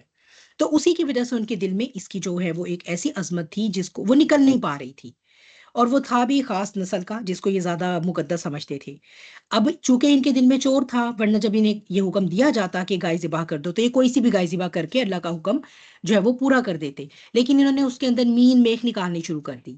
اچھا جب چور ہوتا ہے نا تو پھر انسان کہتا ہے چلو میں اور کچھ ویسے پوچھوں، ہو سکتا ہے کہ کوئی نہ کوئی جواب ایسا ملے کہ میری جان چھوٹ جائے، مجھے یہ کام کرنا ہی نہ پڑے. ہم تو یہ کہہ دیں گے کہ ایسی گائے تو ہے ہی نہیں. ٹھیک ہے، کوئی ایسی گائے اللہ تعالیٰ اسپیسیفائی کر دیں، ہم اتنی ڈیٹیلز اس کی پوچھتے ہیں، بھئی وہ پتہ چلے گا کہ یہ تو کوئی بڑی کوئی خاص الخاص گائے ہے، یہ تو ہم لوگوں کے پاس ہی نہیں، چلو ہمیں گائے کو ذبح نہیں کرنا پڑے گا. لیکن ہوتے ہوتے ہوتے چونکہ انہوں نے جب اپنے لیے تنگی اختیار کی، تو پھر اللہ سبحانہ و تعالیٰ نے بھی بالکل پن پوائنٹ کر دیا اس گائے کو ان کے لیے، جسے ذبح کرنے کے متعلق ہی ان کے دلوں میں کراہت تھی. لیکن اب کیا کرتے، اب تو وہ کرنی پڑ گئی، کیونکہ اللہ تعالیٰ نے ان کو جو ہے وہ سارے اوصاف اس کے پورے سامنے لا کر رکھ دیے. ٹھیک ہے، تو اس واقعے سے جو ہے وہ کیا، ایک تو انہیں یہ حکم اس لیے دیا گیا تاکہ ان کے دلوں سے یہ جو بچڑے کی عبادت کی جو تقدیس ہے نا، یا جو ابھی تک اس کا ایک سیکرڈ ایلیمنٹ ان کے دلوں میں ہے، اس کو بیسیکلی ذبح کروایا جائے. اور دوسرا یہ کہ پھر یہ کہا گیا کہ اب اس گائے کے گوشت کا ایک حصہ اس مقتول پر لگاؤ تو وہ مقتول زندہ ہو کر خود گواہی دے گا. اور ایسا ہی ہوا، اس مقتول نے زندہ ہو کر خود گواہی دی کہ مجھے جو قتل میرے بھتیجے نے کیا ہے، اور یہ گواہی دیتے ہی وہ جو ہے وہ دوبارہ اللہ نے اس کو موت دے دی. تو اس ایک واقعے سے بہت سارے سبق تھے، کیسے اللہ تعالیٰ حیات بعد از ممات دے گا، اس کی بھی مختلف صورتیں ہوں گی، اللہ عالم کتنی ہوں گی، کس طرح انسان کے اپنے اعضاء اس کے خلاف گواہی دیں گے، کس طرح یہ گائے جس کو تو مقدس سمجھ رہے تھے یہ اتنی ہی کوئی خدا کا درجہ رکھتی، تو اس کو سلوٹر کیا جانا تو ایک تباہی اور فساد لے کر آتا، کچھ اس کے کہ اس کو سلوٹر کرنے سے اول تو کوئی آسمان نہیں پھٹا، دویم یہ کہ بلکہ تم لوگوں کا ایک مسئلہ حل ہوا. تو یہ جو اللہ کی مخلوقات ہیں نا، یہ اللہ نے تمہارے فائدے کے لیے بنائی ہیں، نہ کہ تم انہیں کو معبود بنا کر بیٹھ جاؤ. تو بہت سارے کانسیپٹ تھے. ٹھیک ہے، اس کے علاوہ اور بھی تھے جو ہم نے سیکھے تھے. تو بہت سارے کانسیپٹ تھے جو تب ہم نے دیکھے، اس ہمیں ایک آیت سے پتہ چلے. اور پھر جب ہم 9ویں رکوع میں گئے تو پھر یہ اس میں ہمیں ایک تو وہی بات آ گئی کہ اسی طرح اللہ تعالیٰ مردوں کو زندہ کرے گا، کہ بھئی اس کا ایک ٹکڑا جو گائے کا تم مقتول کو لگاؤ گے تو یہ جو جھگڑا ہے اس کے بارے میں جو بھی حق ہے اللہ تعالیٰ اسے ظاہر کر دے گا. تو یہ سارا اس طرح سے جو ہے وہ ہم نے تب سیکھا. پھر جو ہے وہ ہم نے 12 دسمبر کو جو ہے وہ اپنی آیا نمبر 74 کی تھی, اور یہیں سے پھر ہمارا سلسلہ رکا تھا کہ پھر اس کے بعد تمہارے دل سخت ہو گئے. ٹھیک ہے, پیدر پہ اللہ تعالیٰ کی نافرمانی کرتے ہوئے یہ امت اب ادھر پہنچ گئی تھی کہ اب اس کے دل ایسے ہو گئے کہ پتھروں کے مقابلے میں بھی سخت ہو گئے, کیونکہ پتھروں میں سے بھی کچھ ایسے ہیں جو فائدہ مند ثابت ہوتے ہیں. ان کے اندر سے پانی نکل آتا ہے, اور پانی کا نکلنا کس چیز شے کو ظاہر کرتا ہے؟ کس شے کو ظاہر کرتا ہے؟ پانی کا نکلنا کس شے کو ظاہر کرتا ہے؟ زندگی کو. نرمی کا. زندگی کا. پھر ٹھیک ہے, پتھر کا پھوٹ پڑنا نرمی کا, لائف کا. بالکل ٹھیک ہے, فائدے کا. پانی نکلتا ہے تو وہ کہیں اس کے جو بھی یوزیج ہوتے ہیں وہ سارے فائدہ پہنچاتے ہیں. حتیٰ کہ پتھر بھی ایسے ہوتے ہیں. پھر اور تو اور پتھر تو ایسے بھی ہوتے ہیں کہ وہ اللہ کے ڈر سے, اللہ کی خشیت سے گر بھی جاتے ہیں. گرنے کا کیا مطلب ہے؟ یہ جو لینڈ سلائیڈنگ ہے, ہمیں ارتھ کویک نظر آتا ہے, ٹھیک ہے, ہم کہتے ہیں کہ یہ تو برف کا تودہ تھا جو اپنی جگہ سے ہلا, یہ تو ٹیکٹونک پلیٹس تھیں. اصل میں ان کے اوپر اللہ کی خشیت کی ایسی تجلی ہوتی ہے کہ وہ ان کے بس کی بات نہیں رہتی, اور وہ اپنی جگہ پر وہ ان کا توازن قائم نہیں رہ پاتا. اس کی جو روحانی بیسیکلی جو بیک گراؤنڈ ہے وہ یہ ہے. سائنٹیفک بہرحال وہ جو بھی ہے, ٹھیک ہے, ٹیکٹونک پلیٹس ہیں, ان کا کوئی سینٹر تھا, وہ وولکینک سینٹر تھا, جب وہ پھٹا تو وہاں سے یہ پلیٹس بھی ہلی تو یہ زلزلہ بھی آیا. وہ بھی اپنی جگہ بالکل ٹھیک ہے, ٹھیک ہے, وہ کیا, وہ علم خفی ہے, وہ ہے جو ہم نے سیکھا. لیکن ایکچولی ہوا کیا, ان پر اللہ کی خشیت کا جو ہے وہ سایہ پڑا اور وہ لرز گئے. تمہارے دل تو یہ ہو گئے ہیں کہ تم ان آیات کو, اللہ کے کلمات کو سنتے ہو, مانتے ہو, کہتے ہو کہ ہاں یہی ہے نبی اللہ کے آخری. پھر بھی تمہارے دل ایسے ہیں کہ تم ان پہ کوئی اثر نہیں. الٹا تم کہتے ہو ہمارے دل تو غلاف کے اندر ہیں, بڑے پروٹیکٹڈ ہیں, ہمیں تو کچھ جو ہے وہ پتہ نہیں چلتا, ہم تو وی ڈونٹ کیئر. تو یہ ایک انسانی دل ہی ہے جو احسن التقویم سے لے کر اسفل السافلین تک کے فریم پر کہیں پر بھی ہو سکتا ہے. اور جب اسفل السافلین ہوتا ہے نا, اسفلا افعلا, یہ جو ہے وہ سپرلیٹو ڈگری ہوتی ہے, یعنی جتنی بھی سافل ہیں, یعنی جتنی بھی کوئی مخلوق گر سکتی ہے نا, اسفلا یہ اس سے بھی زیادہ گر جاتا ہے. اب آپ سوچ لیں کتنی بھی مخلوق, ٹھیک ہے, تو اس کا کیا مطلب ہے؟ جب اس کا دل سخت ہونے پہ آئے گا نا, تو سختی میں چونکہ ہمیں پتھر ایسا لگتا ہے کہ وہ بہت سخت دھات ہے, یہ اس سے بھی زیادہ سخت ہو جائے گا. درندہ ہمیں ایسا لگتا ہے کہ وہ اپنے اوصاف میں بہت زیادہ وحشی ہے, لیکن جب انسان اسفلا کے درجے پہ جاتا ہے یہ اس سے بھی زیادہ گر جاتا ہے. لہٰذا اور یہ اسپیکٹرم اللہ نے انسان ہی کے لیے رکھا ہوا ہے, یہ انسان ہی کے لیے رکھا ہوا ہے, کیونکہ وہی بات ہے, پتھر کی سختی اس کے اعمال کی وجہ سے نہیں ہے. پتھر کی سختی اس کے اس فزیکل اور فزیولوجیکل ڈیزائن کی وجہ سے جو اللہ نے اس کو دیا ہے, کیونکہ اس پہاڑ نے زمین کو اینکر کرنا ہے, یہ اس کا کام ہے, اس وجہ سے اسے یہ سختی دی گئی ہے. اور تمہارا دل جو ہے اگر وہ سخت ہو گیا تو اس کا مطلب ہے کہ یہ تمہارے اعمال کا نتیجہ ہے. تو یہ جو ہے وہ یہاں پر ہمارا جو ہے وہ ختم ہوا. ہمارا جو ہم پڑھ رہے تھے, یہ ربط بنانا ضروری تھا کیونکہ ہمارے پاس گیپ آ گیا تھا, اور یہ ربط ہی مجھے تھا تو آئیڈیا کہ ہم اسی کو کور کر سکیں گے, ٹھیک ہے. لیکن یہ کہ یہاں سے جو ہے وہ ہماری آج کی ریزیوم ہونی تھی کلاس, لیکن ہمارے یہیں پر جو ہے وہ ہم نے اس کو کافی ٹائم لیا. بہرحال الحمدللہ کثیرہ, اللہ سبحانہ و تعالیٰ کا بہت شکر ہے کہ ہم نے جو ہے یہ دوبارہ ریزیوم اس سے سلسلہ کرنے کی جو ہے وہ ہمیں اجازت دی, اس نے ایکسیپٹ کیا. جب تک اللہ کی ہاں نہیں ہوتی انسان کو توفیق نہیں مل سکتی کہ وہ اللہ کی کتاب کو ایکسیس کر سکے, ٹھیک ہے. تو اللہ تعالیٰ کی کتاب تک اگر اس نے ہمیں یہ ایکسیس دی ہے تو ہماری یہ دعا ہے کہ وہ اس کے سفر کو طے کرتے ہوئے ہمیں شیطان کے حملوں سے بچائے, ٹھیک ہے. ایک آیت جو ہے وہ میں آپ کے ساتھ یہاں پر آج کروں گی انشاءاللہ, اور کروں گی نہیں بس تھوڑا سا اس کا انٹروڈکشن لے لیتے ہیں. فرام دا نیکسٹ کلاس انشاءاللہ ہم اپنی پیس پکڑیں گے, ٹھیک ہے. تو بعد اعوذ باللہ افتطمعون ان یؤمنوا لکم وقد کان فریق منہم یسمعون کلام اللہ ثم یحرفونہ من بعد ما عقلوہ وہم یعلمون. کیا پھر تم توقع رکھتے ہو کہ وہ تمہاری بات مان لیں گے, حالانکہ ان میں سے ایک فریق ایسا ہے کہ وہ اللہ کا کلام سنتے ہیں, پھر وہ اسے سمجھ لینے کے بعد اس میں تحریف کر دیتے ہیں حالانکہ وہ جانتے ہیں. افتطمعون, تما رکھنا, جیسے ہم اردو میں بھی استعمال کرتے ہیں, لالچ, ٹھیک ہے, اس بات کی امید ہونا, اس کی توقع ہونا. کیا تم اس بات کی تما رکھتے ہو, توقع رکھتے ہو کہ وہ تمہاری بات مان لیں گے؟ یہ خطاب کس سے ہے؟ یہ خطاب ہے اس وقت کے جو نو مسلم تھے، جو نئے نئے مسلمان ہوئے تھے، ان سے یہ خطاب ہے. کیونکہ تھا کیا، پس منظر کیا تھا؟ یہود مدینہ کے پاس تورات تھی، تالمود تھی. وہ نبی کریم صلی اللہ علیہ وسلم کی جو آخری نبی کی جو نشانیاں تھیں وہ بتاتے رہتے تھے، سکھاتے تھے لوگوں کو.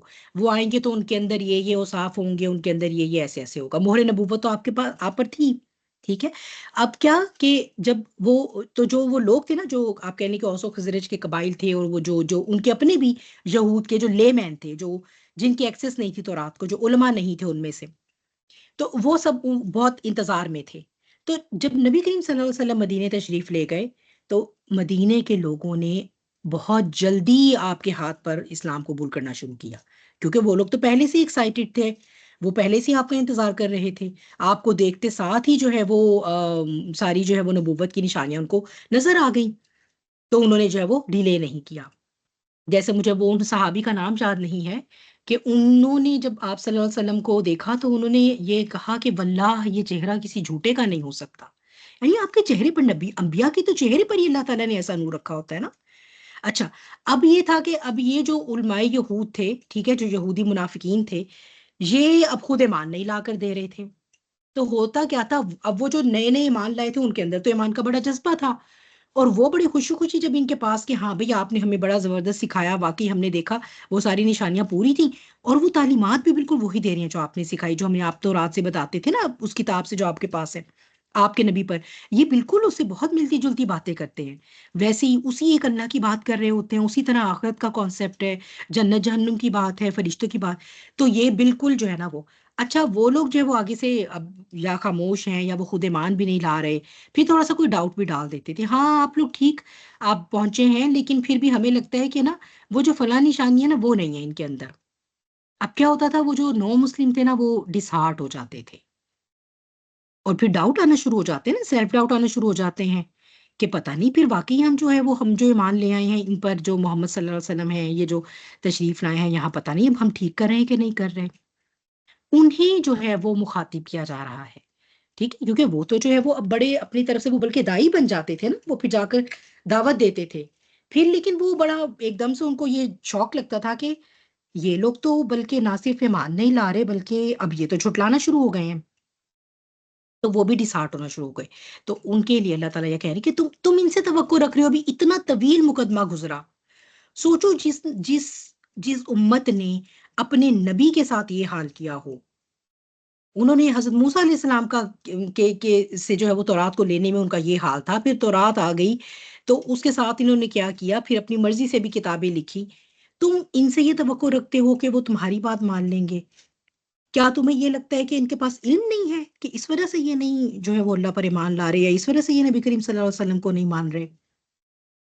حالانکہ ان میں سے ایک فریق ایسا ہے، اور وہ کون سا فریق ہے؟ وہ جو علماء کا فریق ہے. وہ کیا کرتا ہے؟ یسمعون کلام اللہ، بڑے غور سے توجہ سے سنتا ہے کہ اچھا دیکھیں تو صحیح کہہ کیا رہے ہیں، یہ کون سی آیات ہیں جو قرآن کے نام پہ، اللہ کی کتاب کے نام پر ہمیں سنائی جا رہی ہیں. ٹھیک ہے، یہ کہ جو اللہ کا کلام آلریڈی یہ سن چکے ہیں، اور وہ کیا ہے، وہ جو ہے وہ ان کے پاس جو آلریڈی تورات ہے، اللہ کا کلام انہوں نے سنا، پھر انہوں نے ثم یحرفونہ، پھر اس کے اندر تحریف کی. ٹھیک ہے. اچھا پیچھے یہ پوائنٹ تھا یؤمنو لکم، یؤمنو ایمان لانا، لام کے ساتھ جب حرف لی کے ساتھ آتا ہے، لکم میں جو لام ہے تو اس کا مطلب ہوتا ہے تصدیق کرنا. ورنہ ایمان لانا تو ہم کہتے ہیں نا اللہ پر، تو یہاں پر ہم یہ تو نہیں کہہ سکتے کہ کیا تم یہ توقع رکھتے ہو کہ یہ تم پر ایمان لائیں گے. تو جب یؤمنو بی کے ساتھ آتا ہے، حرف با کے ساتھ آتے ہیں، تو اس کا مطلب ہوتا ہے ایمان لانا. اور جب یہ حرف لی لام کے ساتھ آتے ہیں تو اس کا مطلب ہوتا ہے تصدیق کرنا، ویریفائی کرنا. تو کیا یہ تمہاری بات کو ویریفائی کریں گے؟ حالانکہ ان کے جو علماء ہیں ان کا کیا طریقہ رہا ہے؟ ان کا یہ طریقہ رہا، انہوں نے کانوں سے سنا. ٹھیک ہے، یسمعونا، کانوں سے سنا، یعنی وہی بات پھر جو اللہ نے فیکلٹیز دی ہیں، ان پٹ کہاں سے گئی؟ کانوں سے. اور پھر کیا کیا؟ اس کو بدلا کس کے بعد؟ اس لیے نہیں بدلا کہ ان کو سمجھ نہیں آئی، اس لیے بدلا حالانکہ انہوں نے اس کو عقل بھی کر لیا اور وہ یعلمون بھی کرتے تھے، یعنی انہوں نے اسے سمجھ بھی لیا. کانوں سے ان پٹ گئی، سننے سے دماغ تک گئی، دماغ نے انالائز کیا، دماغ کی انالیسس کے نتیجے میں جو نتیجہ نکلا وہ یہ نکلا کہ یہ بالکل ٹھیک نالج ہے. وہم یعلمون، اور وہ سب جانتے تھے کہ یہ ٹھیک ہے. اس کے بعد ثم یحرفونہ، اگر ہم تھوڑی دیر کے ثم یحرفونہ کو یعلمون کے بعد لے جائیں تو یہ بات بالکل پھر جملہ سیدھا سا بن جائے گا کہ انہوں نے اللہ کا نام سنا، پھر ٹھیک ہے انہوں نے ما قالوہ اس کو سمجھا، اور وہ جانتے تھے اس حقیقت کو، ثم یحرفونہ پھر انہوں نے اس کے اندر جو ہے وہ چینجنگز کی، پھر انہوں نے اس کے اندر جب چینجنگز کی، حرفا، ہا رافا یحرفونا، ٹھیک ہے. کنارہ، کنارے کو کہتے ہیں، کنارے کنارے چلنا، ٹھیک ہے. کنارے کنارے چلنا کیا؟ مین سٹریم کو چھوڑ کر سائڈ پر ہو جانا، جو مین کانسیپٹ ہے دین کا اس سے سائڈ پہ ہو جانا، اس کو چینج کر دینا، ٹھیک ہے. اسے کہتے ہیں انحراف کرنا. تو پھر کیا ہوتے، جیسے ایک دریا سے کوئی چھوٹی سی ندی نکل کر سائڈ پہ چلی گئی، تو مین سٹریم ٹیچنگ کو چھوڑ کر جیسے آپ سائڈ پر جائیں گے تو گمراہی کا شکار ہو جائیں گے. یہ سب انہوں نے جو کیا ہے وہ عقل سمجھ رکھتے ہوئے اور جانتے بوجھتے کیا ہے. تحریف کتنی کتنی طرح کی ہو سکتی ہے. لفظی تحریف ہو سکتی ہے، لفظ ہی کو بدل دیا. مثال کے طور پر میں نے آپ کو پہلے جو ایک ہم نے میرے خیال ہے سورہ نساء میں پڑھ کے آئے ہیں، رائنا تھا، اس کو کیا، وہ رائنا کیا، ہماری رعایت کیجیے، ایکسکیوز می، ٹھیک ہے، can I have your attention please. اس کو جو کہا کرتے تھے صحابہ نبی کریم صلی اللہ علیہ وسلم کی محفل میں بیٹھے آپ کے اٹینشن کے لینے کے لیے، جب کوئی کوشچن ہوتا تھا، جیسے ہم بھی کہتے ہیں نا ایکسکیوز می ٹیچر، تو وہ رائنا کہا کرتے تھے. تو کیا اس کو یہ رائنا، آئین کو صرف ایک مد ورڈ بنا دینا، تو اس سے کیا فرق آ جاتا تھا، اے ہمارے چرواہے، معاذ اللہ ثم معاذ اللہ، ٹھیک ہے. اس لیے اللہ تعالیٰ نے مسلمانوں کو یہ ہدایت دے دی کہ تم لوگوں نے ورڈ ہی نہیں بولنا. تم لوگوں نے اگر نبی کریم صلی اللہ علیہ وسلم کی توجہ حاصل کرنی، انہوں نے کہا یہ انظرنی، پلیز ہماری طرف دیکھیے، ہماری بات سنیں، مجھے کچھ کنفیوژن ہے، یہ جو آپ بتا رہے ہیں اے اللہ کے رسول ادھر ہی ٹھہر جائیے، مجھے ذرا یہ پوائنٹ کلیئر کر دیجیے، پھر آگے چلیے گا. انظرنا، تو یہ ان کا شروع سے طریقہ رہا ہوا ہے. میں نے جیسے آپ کو پہلے بھی بتایا تھا، ٹرمینالوجیز میں چینجنگز لے کر آتے ہیں، ٹھیک ہے. تو کیا کریں گے، یہ تحریف لفظی بھی ہو سکتی ہے اور یہ تحریف معنوی بھی ہو سکتی ہے، ٹھیک ہے. رفع، رفع عیسیٰ، رفع عیسیٰ، رفع الہ، ٹھیک ہے، اللہ تعالیٰ نے اٹھا لیا حضرت عیسیٰ علیہ السلام کو. نہیں نہیں، اس کا یہ مطلب نہیں ہے کہ ان کو جو ہے وہ جسم کے ساتھ اٹھایا ہے، اس کا یہ مطلب ہے ان کے درجات بلند کر دیے. یہ ہے معنی کے ساتھ کھلواڑ کرنا. اور یہ آپ کو جتنے بھی فتنے ہیں نا آج کے، وہ یہ کام کرتے نظر آئیں گے، ٹھیک ہے. جیسے آپ کو پہلے بھی میں نے بار بار بتایا ہوا ہے، ٹھیک ہے، جیسے قادیانیت کا فتنہ ہے، انکار حدیث کا فتنہ ہے، ٹھیک ہے. یہ جو ہے کہ میں نے اپنی مرضی کا دین، سیلف میڈ ورژن آف دین اپلائی کرنا چاہتے ہیں، ان کے لیے سب سے پہلے کیا ہے، حدیث کا انکار کرو، تاکہ قرآن کی تفسیر کو حدیث سے علیحدہ کر دیں گے. تو پھر کیا ہوگا، پھر اپنی مرضی کی انٹرپریٹیشن کریں گے ہم قرآن کی. تو یہ ہے وہ معنوی، تو یہ وہ بھی حرکتیں کیا کرتے تھے اسی طرح، ٹھیک ہے. تو یہاں تک ہی بات کو رکھتے ہیں، انشاءاللہ جو ہے وہ پھر نیکسٹ ٹائم ہم جو ہے وہ مزید آیات جو ہے وہ کریں گے اپنی ڈسکس. تو ابھی یہیں پر اب جو ہے وہ اپنا ہم یہ کلوز کرتے ہیں. وآخر دعوانا ان الحمد للہ رب العالمین. اعوذ باللہ من الشیطان الرجیم، بسم اللہ الرحمن الرحیم. والعصر ان الانسان لفی خسر الا الذین آمنوا وعملوا الصالحات وتواصوا بالحق وتواصوا بالصبر. جزاکم اللہ خیر کثیرا کثیرا.